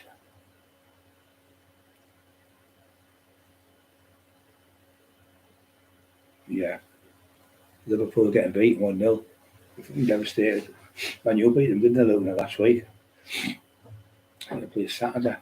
I tell you what, Jim Ratcliffe, Jim Ratcliffe, he's a good man. I can tell him, when you hear somebody talking that, he's just laid back. He really knows his shit. And what he's done is he's cleared all the board out, which is the best thing from the top. Instead of going and blaming the players, he's gone in from the top, but he's going to get them. No one's worth £400,000 a week. I don't give a fuck who they are. I don't care if they're saving fucking 50 people a day. They're not worth £400,000 a week playing football. Fuck off. Absolutely ridiculous. I think you should have a cap where you get, not one of them, a cap where you go at the maximum for anyone. Look at Liverpool. Liverpool plays a better Man United. Miles better than Manchester City plays a mile better. And there's no one fucking in them teams getting £300,000-400,000 a week. I don't see it. I think 150. I think they're 200. 150, 200 should be the limit. 200 grand. Superstar like Neymar or something, or what do you call him? What do you call him? Not Neymar, fucking Mbappe or something like that. Maybe him, yeah, 250 grand, something like that. But no more than that. And I think there's been a lot of fiddling going on at Man United over the years, man. I think there's been a hell of a lot. I know it was going on when Brian Robson and them were there, because when Brian Robson was the manager, he was getting all the Middlesbrough players in the West. The old Manchester United players like Ryan McClare and I think Joe Jordan and Gordon McQueen and all them were going there, all the players. They were getting mega fucking Paul Merson and all the old friends of his were going there. So if they turn up and say, well, I'll get you, say, £1 million, just give me 100 grand back. I think that I definitely know that. I know from my uncle it all happened that they all got backhanders, loads of them. When the Middlesbrough were doing really well with Emerson and all them. Not you, Mark. different colour, mate. He lives across the road from Emerson. He shows waivers every day. We used to come out. He lived across the road in my old house, and he had a big, massive satellite. He had his hair was like a curly pen. He was a nice lad, but I said he's only fucking watching his own people in his own country, like from Brazil and stuff.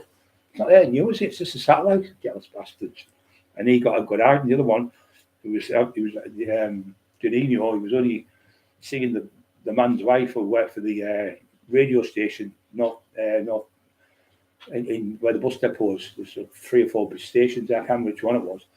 And he come around his house at 8 o'clock in the morning, fucking sparked him on the front. The police turned up with everything, but he never pressed chances, and they all fucked off from me to another place.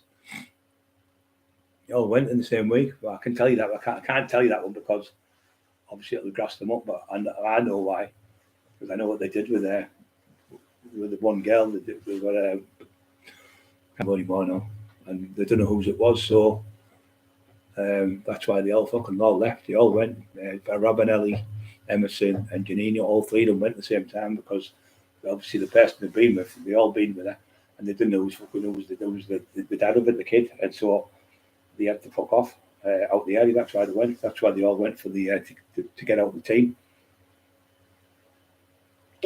Emma even knows the girl. HP sauce. Lapperanzo brown sauce. What's this for? He's asking that. To say recommend CBD oil, sports injuries. It's just I don't like the taste of me. I know they are good, that CBD oil, don't get me wrong, but it's fucking vile. It's like, you've got, like that wood, creosote. It's like the smell of that, and it's fucking, the more stronger it is.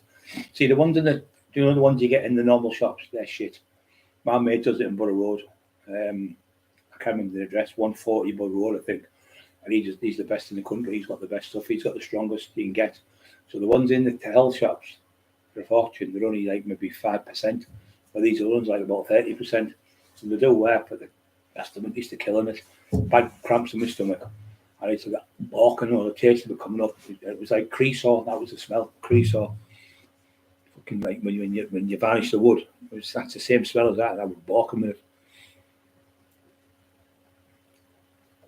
Yeah, everything's herbal in it. You know that yourself now.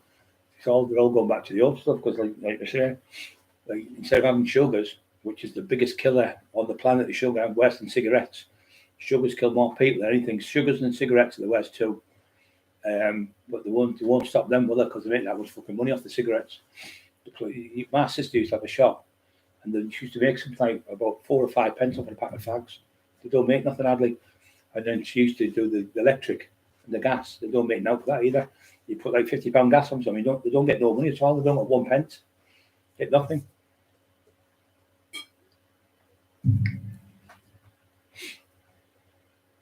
Oh, Samsung, I know, yeah. The Samsung, the one in the Hartlepool.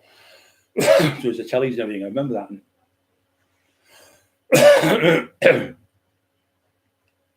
Okay, now I'll end up with more nutters. Korean brand work for Samsung, yeah. In Korea, yeah. My mate worked for them, I think Samsung. We did the first book I did called Street Fighters, Julian Davies. He was the manager of the television company Samsung in Wales, Merthyr Tydwell he worked.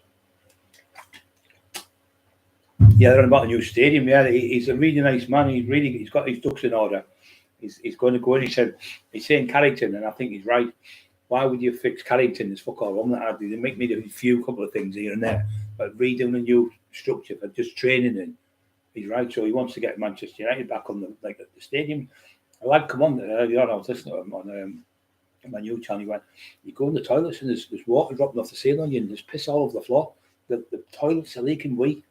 In the stadium, he said, I pay thousands of pounds a year. Thousands and thousands of pounds a year. Johnny, are you okay, son? Welcome to the show. Well,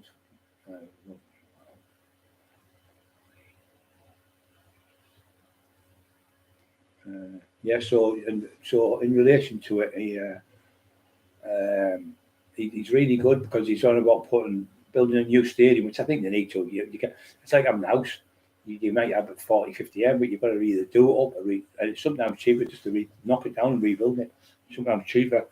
But with a new stadium like that, I think it'd be brilliant because they're going to build restaurants and all sorts on there, which is great. I mean, people don't know this, but Luton have more fans than Manchester City. And Manchester City, the best team in the Premiership. But they've got no fans. It's nearly all red. So it's been that long because I think Manchester United were North something they were called. I know they were around 141 years they were around ago then when they first done them. So they don't make a lot of money off the that's how I can't understand how they're not getting done. Because where's the revenue come from? They've hardly got any fans. Where's the money coming from? Because there's nobody buys the t-shirts. And Man United t-shirts are fucking the biggest club in the world. They buy more. They sell more merchandise than anyone in the world. They're massive. So, yeah, so these new players, what he's done, he's not just done that, he's got that Blanc, I think he's called, French bloke, he's come in. He actually, I think it was him who actually did the Olympics. So if you're fucking clever enough to do the Olympics games, unbelievable. Then they've got the other one in. Get rid of that. John Mert, he's a fucking clown name, absolute clown. He's another fucking backhander one. I know he's another backhander, you can tell. The money what he's giving players aren't even worth it. And he's We're on about Monty, 16 valves. You okay, brother? Welcome to the show. Don't forget to push the like buttons, 39 on 37. Push the like buttons. So United now have got a bloke where he's putting like the structure in fast, the top players. Yeah, see, it's going in and out. When I breathe there, it's gone back to light again. I breathe my breath on it, so it's went a bit blurry. So he's getting the top people at the top, the ones to do the physio.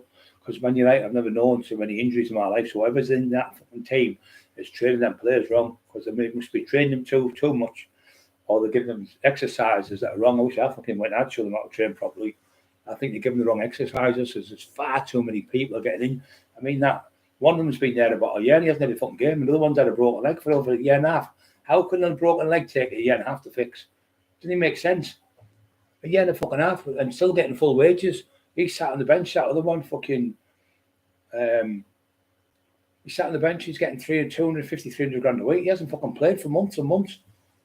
Fucking Martial sat on the bench, and he won't go. He's going to wait till the 6 months and he gets his £250,000 a week, every week, which is £1 million a month. I think he's on more than £1 million a month. And that's fucking just ridiculous. The money says it's just not right, is it? It's just not right. I mean, if he was playing, he was scoring goals every week, it'd be different. But he's not even on the bench. He's not even on the bench. And the other one, that Sancho, he sat at home for 5-6 months, never played a game. He was getting fucking £200,000 a week as well. I think £250 a week, £1 million a month for 6 months. £6 million, never played a game of football. Now he's been loaned out to Barcelona, so I think it is. Fucking all wrong that. They won't have a contract. If you break the contract, then it's called I had no throw out fucking contract because I've been for that idiot when I won the court case against him. Breach of contract, it's called. If you breach your contract by not playing and say I'm not playing no more, or you don't do what the manager tells you. I mean, imagine Mark Emerson saying to the boss, "Well, I'm not going to work at Liverpool today. Fuck that. It's freezing. I'm not getting out of bed to go to Liverpool. You get your cards. You come get your cards. You're sacked. You wouldn't get a fucking chance. So you have to do as the boss tells you. So the manager's the boss. And imagine you're coming out, for instance, working for whatever, and you come out and go, well, I've been working today and he's been bullying me, the manager, and he said this about me, he said that. You wouldn't say nothing because you're not allowed. So it should be in the discretion where they can't mention the manager at all. The manager can mention the players because they fucking play for him. Well, they play for the fans. But when somebody's not playing right and they say, well, why didn't you pick it? Why would you put him on the bench? The reason was he's been late about 25 times. He said, but it wasn't just with him. It was with all the other managers he played for. He was the same at other players. Even when Pogba was there, he was late. He was coming late every 30, 40 minutes late. And all the others were turning up at time. He said, well, why should he get preference? And why shouldn't I tell the truth why he's been there put up on the bench?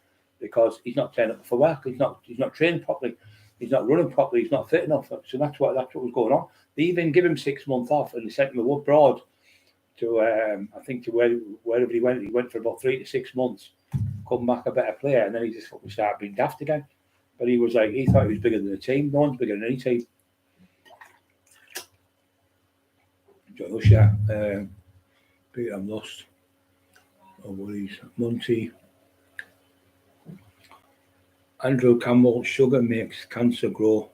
Sugar's the worst thing in the world for you, mate. It's horrible. It's the thing that makes your body go fat. It's the thing that makes you go hyper. It's the thing that makes you get restless leg syndrome because your fucking brain. It's the thing that stops you sleeping. It's the thing when you start arguing with people. It's the thing that gives you your eyes, makes your eyes bad. It's the thing that fucks you, gives you diabetes. That makes you. That sugar's the responsible thing, the worst thing on the planet. What you can eat. You can't eat anything worse than sugar. Some people like Bobby has 3 sugars and 30 cups of tea a day. That's 90 sugars a fucking day. Like talking to the wall, trying to help him. He's like, I like it. He's like, he's up all night going, get that all night, all up, like walking down the bedroom. That's because all the fucking sugar you're taking, he won't listen. Instead of just taking 1 sugar, I said, well, come down to 2, come out to 2.5, do that for a week, then go to 2, then go to 1.5, and then stick on 1.5.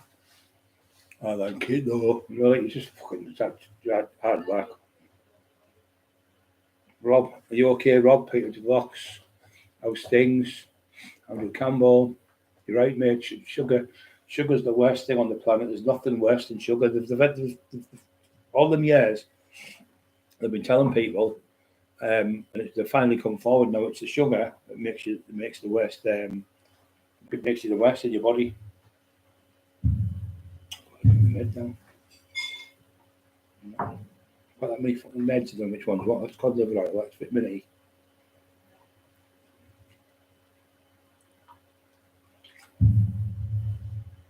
Vitamin E, 1,000 IUs. I do about 4 of these a day. It tastes horrible, so I put a bit of orange or fruit in it. 4,000 IUs a day you need minimum to keep your vitamin D in your body. I was taking 50,000 a day for 10 days. So it was 5.5 million of it in 10 days. And now you just stock it up. Every 3 months I'll go up to like 500,000 IUs. You can't overdose with it. And it just tops you back up. And since I've been taking that, that's why I look better. And I'm getting stronger and fitter because of the vitamin D. The vitamin D levels go up. It makes your testosterone in your body go up and everything else. Because you don't produce it, because there's no sunshine, you only produce it in the sun. So if you're not eating it in food, which you can't eat it in food because you can't eat it in abundance of food because you can't digest it all. So there's no way you can do it. So the only way you can do it is by getting it in injections, or you can get it in tablet form or liquid. And it does make a difference. Within about 4 or 5 days, I take vitamin D. Even if you get them ones like that, 1,000 you just take one a day. Within a week, up to 10 days, you're totally different. You're sharper, you're up better, you feel fitter, your hands and everything feel better, your mind's happier. Newton Heath, that was it. I couldn't think of the name, Mark. You're right, Newton Heath was there 141 years ago they came. But I didn't realise how poor that Luton Town have got more fans than fucking Manchester City.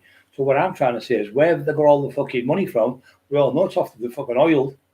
So why are these getting away with 115 fair play?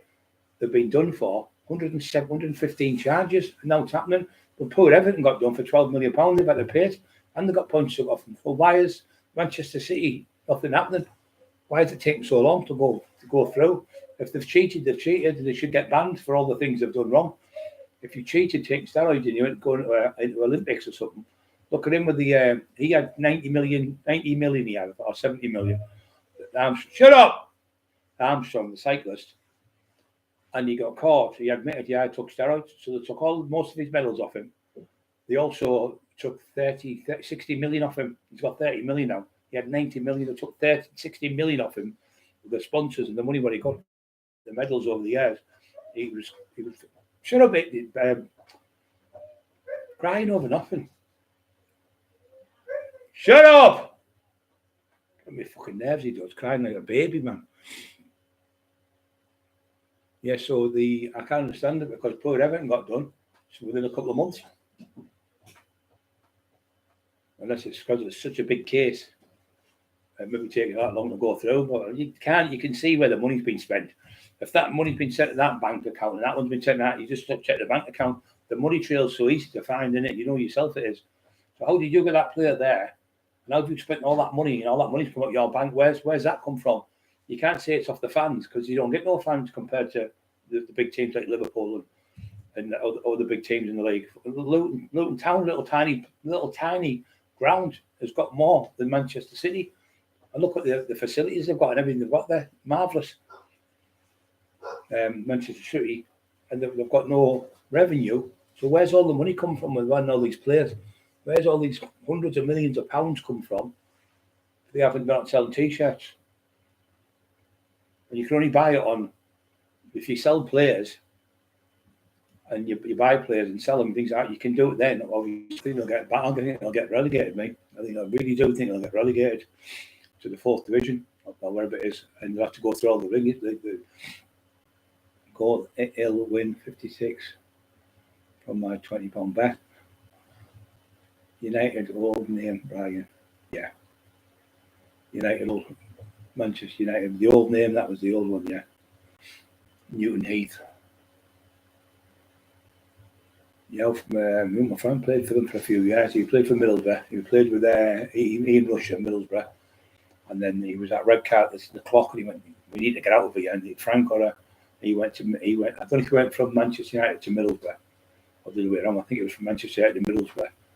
And then he got signed to Liverpool. What's he called? What's his name now? Graham Souness, yeah. It's me, knocking my feet on the floor. Guard dogs are unreal, aren't they? It's Dad. I tapped my feet on the floor there. He heard the pot, so he's at the door.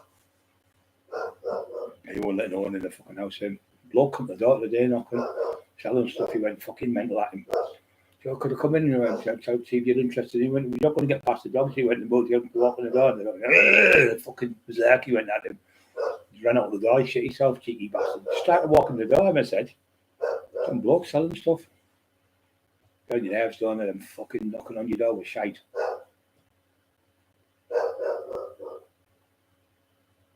Well, the other day, when I talked to my dentist, he said the worst thing in the world is sugary drinks, even have things like that. I should be taking them really, but I take them obviously to keep me awake, so I fucking fall asleep.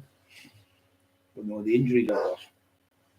I only drink one of them on the night. I eat half of them on the night, just to give me a boost. I drink one of them, them Red Bulls. I have a bit of that.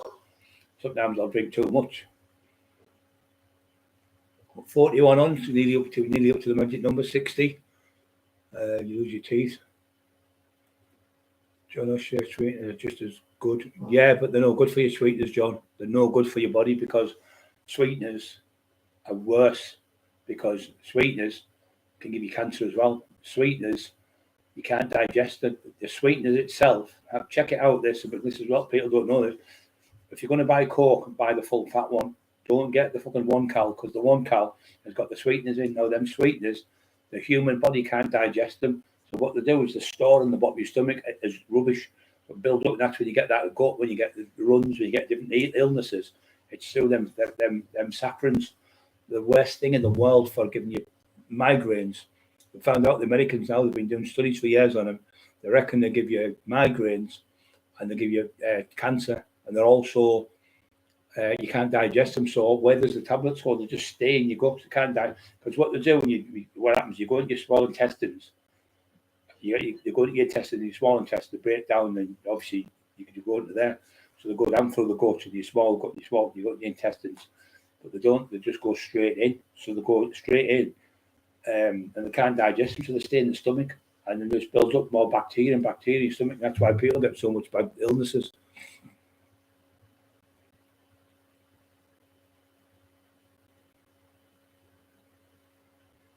Yeah. If you include all registered players over 20, Premier League, torn ACL, James, Paulson, James, vitamin vitamin K2, Oran are good. Vitamin D, yeah, vitamin D3 is the best one you can get. That one there. You get vitamin D. And you get vitamin E. Vitamin E is for your skin, your hair, and things like that. Vitamin D, and vitamin D3 is for the the one that gives you what the sun gives you. You go in the sun, put your pair of shorts on, top off. You get it. You need 30 minutes in the sun, something like that, and you get it because there's no sun now. It's called the winter blues. Everyone's miserable, but it's not because of the lack of the sun. It is because of the lack of the sun, sorry, but you're all miserable because the real reason why you're down is because you've got no vitamin D in your body, and D3. And another great one is B16 injections. They're really good as well, give you energy. A lot of people have got lack of vitamin B in the body as well. Man City, being Man City's ground to watch and Borough through 1-1, so lucky we never got out. Had one shot. Yeah, the brilliant team, fucking marvellous. But he's leaving, isn't he, I think? And is it? No, is it Liverpool one was leaving? Klump. I wouldn't be surprised if they don't. Man U coach him to take to fucking Man U. I wouldn't be surprised. I'd be surprised if they've already had discussions, Ratcliffe, with him.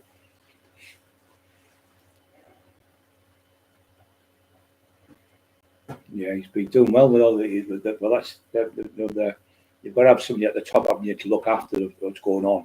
So what they've done, the manager, they've got the chairman of the board and all that, and they're all fucking doing job. Then they've got the fucking manager helping them to get players. If the manager's like says to them, go and get that player, then the manager can concentrate on the players instead of saying to the chairman of the company, if he does his job and he's got somebody else to back him up, if they're going to do that, they've already got that in place now. So that takes the emphasis and the heat off the manager just to get on with the football, and that's what he needs to do. Yeah, the Arabs have paid the money. It's all fucking oiled me up. It's all oiled me up money. Same as Newcastle. Newcastle's the same.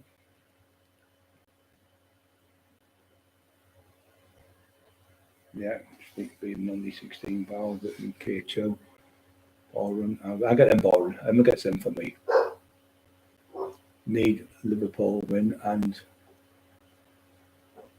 corners.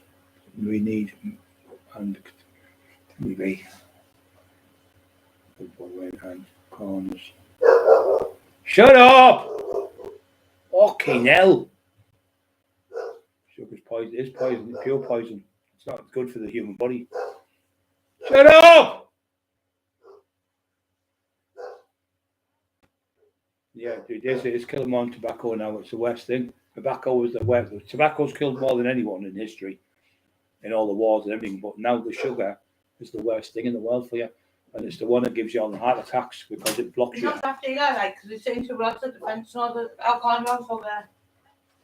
You fucking drive me fucking mental. It might not be that, but you drive me fucking mental barking.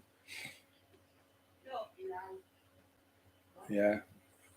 It's a dorm in that Luton. Tough little town, yeah. Yeah, well, if that's how little it is, mate, it shows you how small Manchester City's fans are then. Because I was watching a thing today about them saying, but they can't get any fans. They said there's hardly, when you go around, you see people with all red scarves, there's no one with blue. Right. What? What time do you think? I go, no, yeah, I'm just doing this.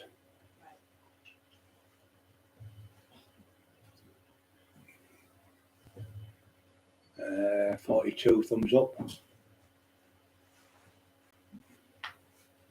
Luton, I've never been to Luton. Oh yes, I have. I went to Luton. Bam Bam's my sister's there from called the Will there, and he was called Bam Bam off the Flintstones. I got the names. Went to Luton. I was wanted by the armed response for fucking a massive shootout in fucking Dormanstown. We were about 17 lads with me and about 40 lads on the other side. Massive shootout, and we never had guns, they did. So the cops were looking for me, so we went there in the 911, a black 911 Porsche. And they went around all the houses, nobody made a statement. No, I was in bed. I'd never seen it. I don't know who Brian Cockerill is. That's a good thing about, if I was horrible, people would make statements up all the time, and that's why I haven't been to jail, because then I get people making statements against me. So I'd fight with people, but well, I did have a fight with him. There was 4 of us, he'd knocked us all, and I've made a statement, so I'm in the wrong. So people just dropped it and never went to court. And if I was horrible and the bullying, I was hitting daft kids, things like that, and you'd get loads of jail, because the mum and dad to get you charged for it. Rightly so, been bullying people. Never done it in my life. I got bullied as a kid when I was a baby. I was a bairn. I was at fucking school with dyslexia and got bullied fucking because I had a Scottish accent. You know what I mean? So I know what it's like to be bullied. I hate it. Nothing worse. And that's why the only person that's ever called me a bully is that idiot in the whole of Teesside. Yeah. Comes into there's like £250. I've just been watching the cheapest airport meals, £18.50 for the fries. You can go down Tesco's and get £2 with the sausage, you get 8 sausages. You get £1 something for the bacon, you get about 8 slices of bacon. And you got say 2 tins of beans per pound. So you make, and then you get a tray of eggs. So you're talking maybe a tenner. You get 4 or 5 breakfasts. 4 breakfasts, and I mean massive breakfast, 2 eggs on them and things.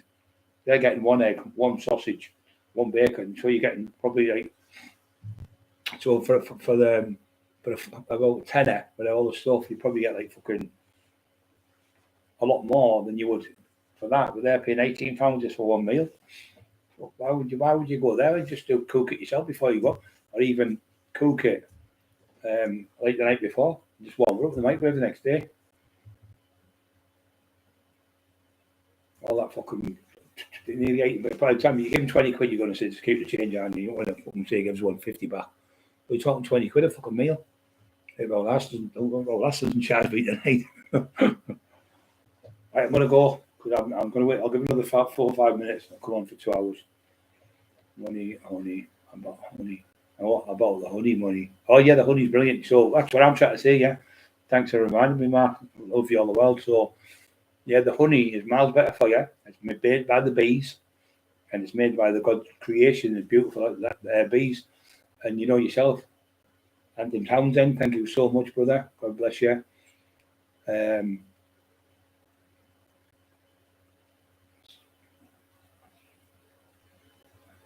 don't know what that says. That's far I can't read that, mate.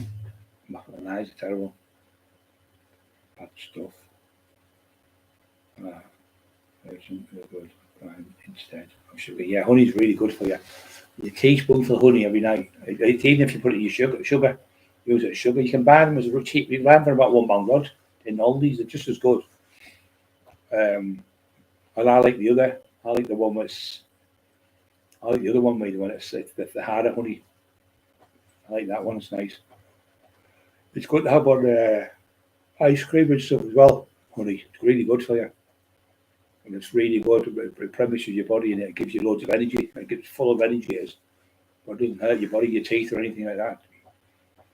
But that fucking them saccharins. Oh, if you have a quick read up tonight, and you'll see how bad they are. Fucking Americans have gone mad. Pounding headache. My mum was getting pounding headache. Same saccharins. She went, no, I said, stop taking the sugar. She has honey now. So she says to me, you know what, son, I haven't had one headache since I stopped taking them saccharins in the last 2 years. Not one headache, she said. So Liverpool fucking will have turned around 3-1.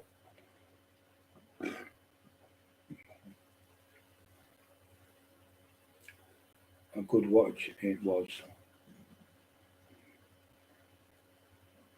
They were 1 down when I put bet on scores 3 goals in 25 minutes.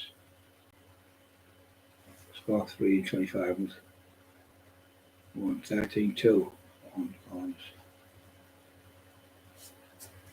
I don't like betting, mate. It's not for me. It's not my game. I've seen that many people know fucking losing houses and all sorts of it, and kids not getting fed and things out. Fucking horrible addiction if you've got a bad addiction on it. It's just the same as any addiction, isn't it? If you're eating too much, if you're drinking too much, if you're gambling too much, it fucks your head up in the end.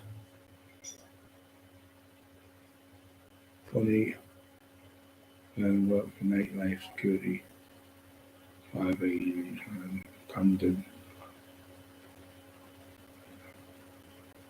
Jimmy not bad money, my mate. That was 15 years ago, mate, cash in hand. Nice one, Jimmy. Nice one, son. I remember Liverpool beating Man United fucking 3-1, and there was 2 minutes to go. Man United scored 2 goals. Fucking class, because it was always Liverpool you had to beat. My mate used to spot the problem, just because they were the best team. But then next week it'd be looking at Everton or something, or Ipswich were a good team in the old days. Or Nottingham Forest. Every other week it'd be a different fucking team. If they got beat, the team we used to have a different strip, couple of colours, different strip on. When you were shite in the 70s, fucking garbage. Liverpool destroyed them. Just too good. Man United beat them 2-1, 1977 final FA Cup. I think it was. Fuck the call now.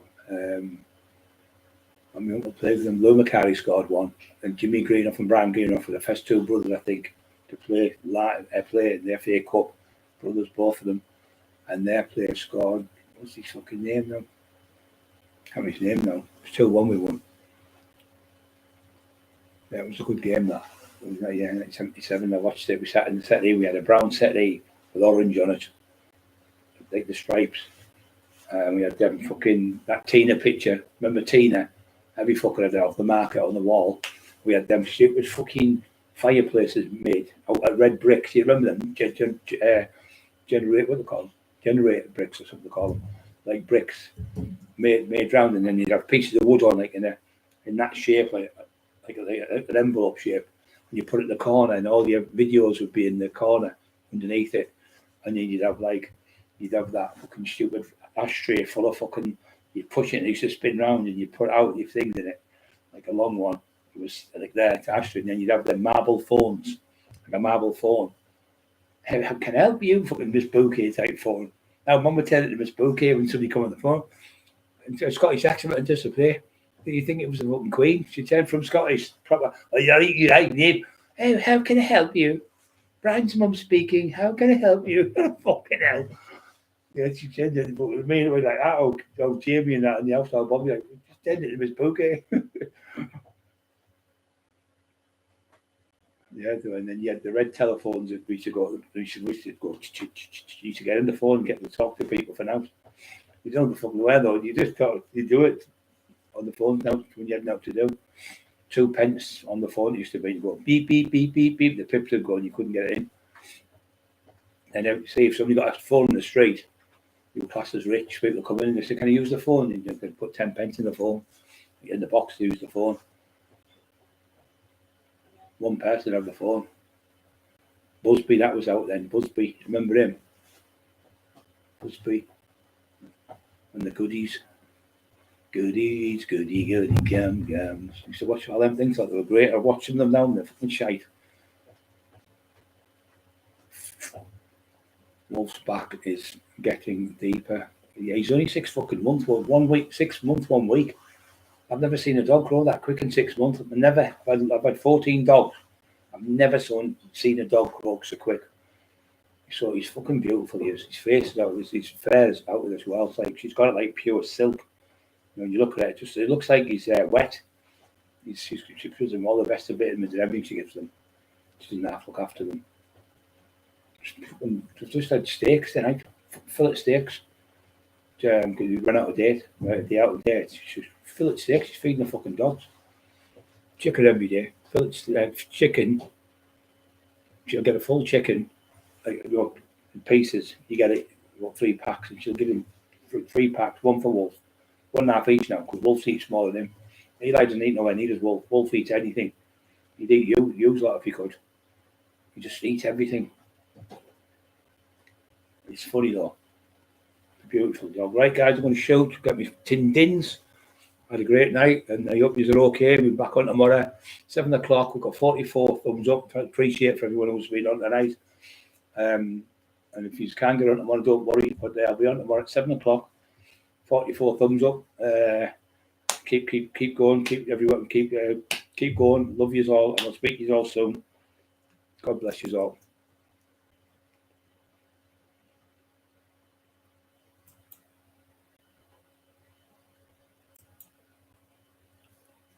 That's getting better. Doing my left hand. That's a better idea. That.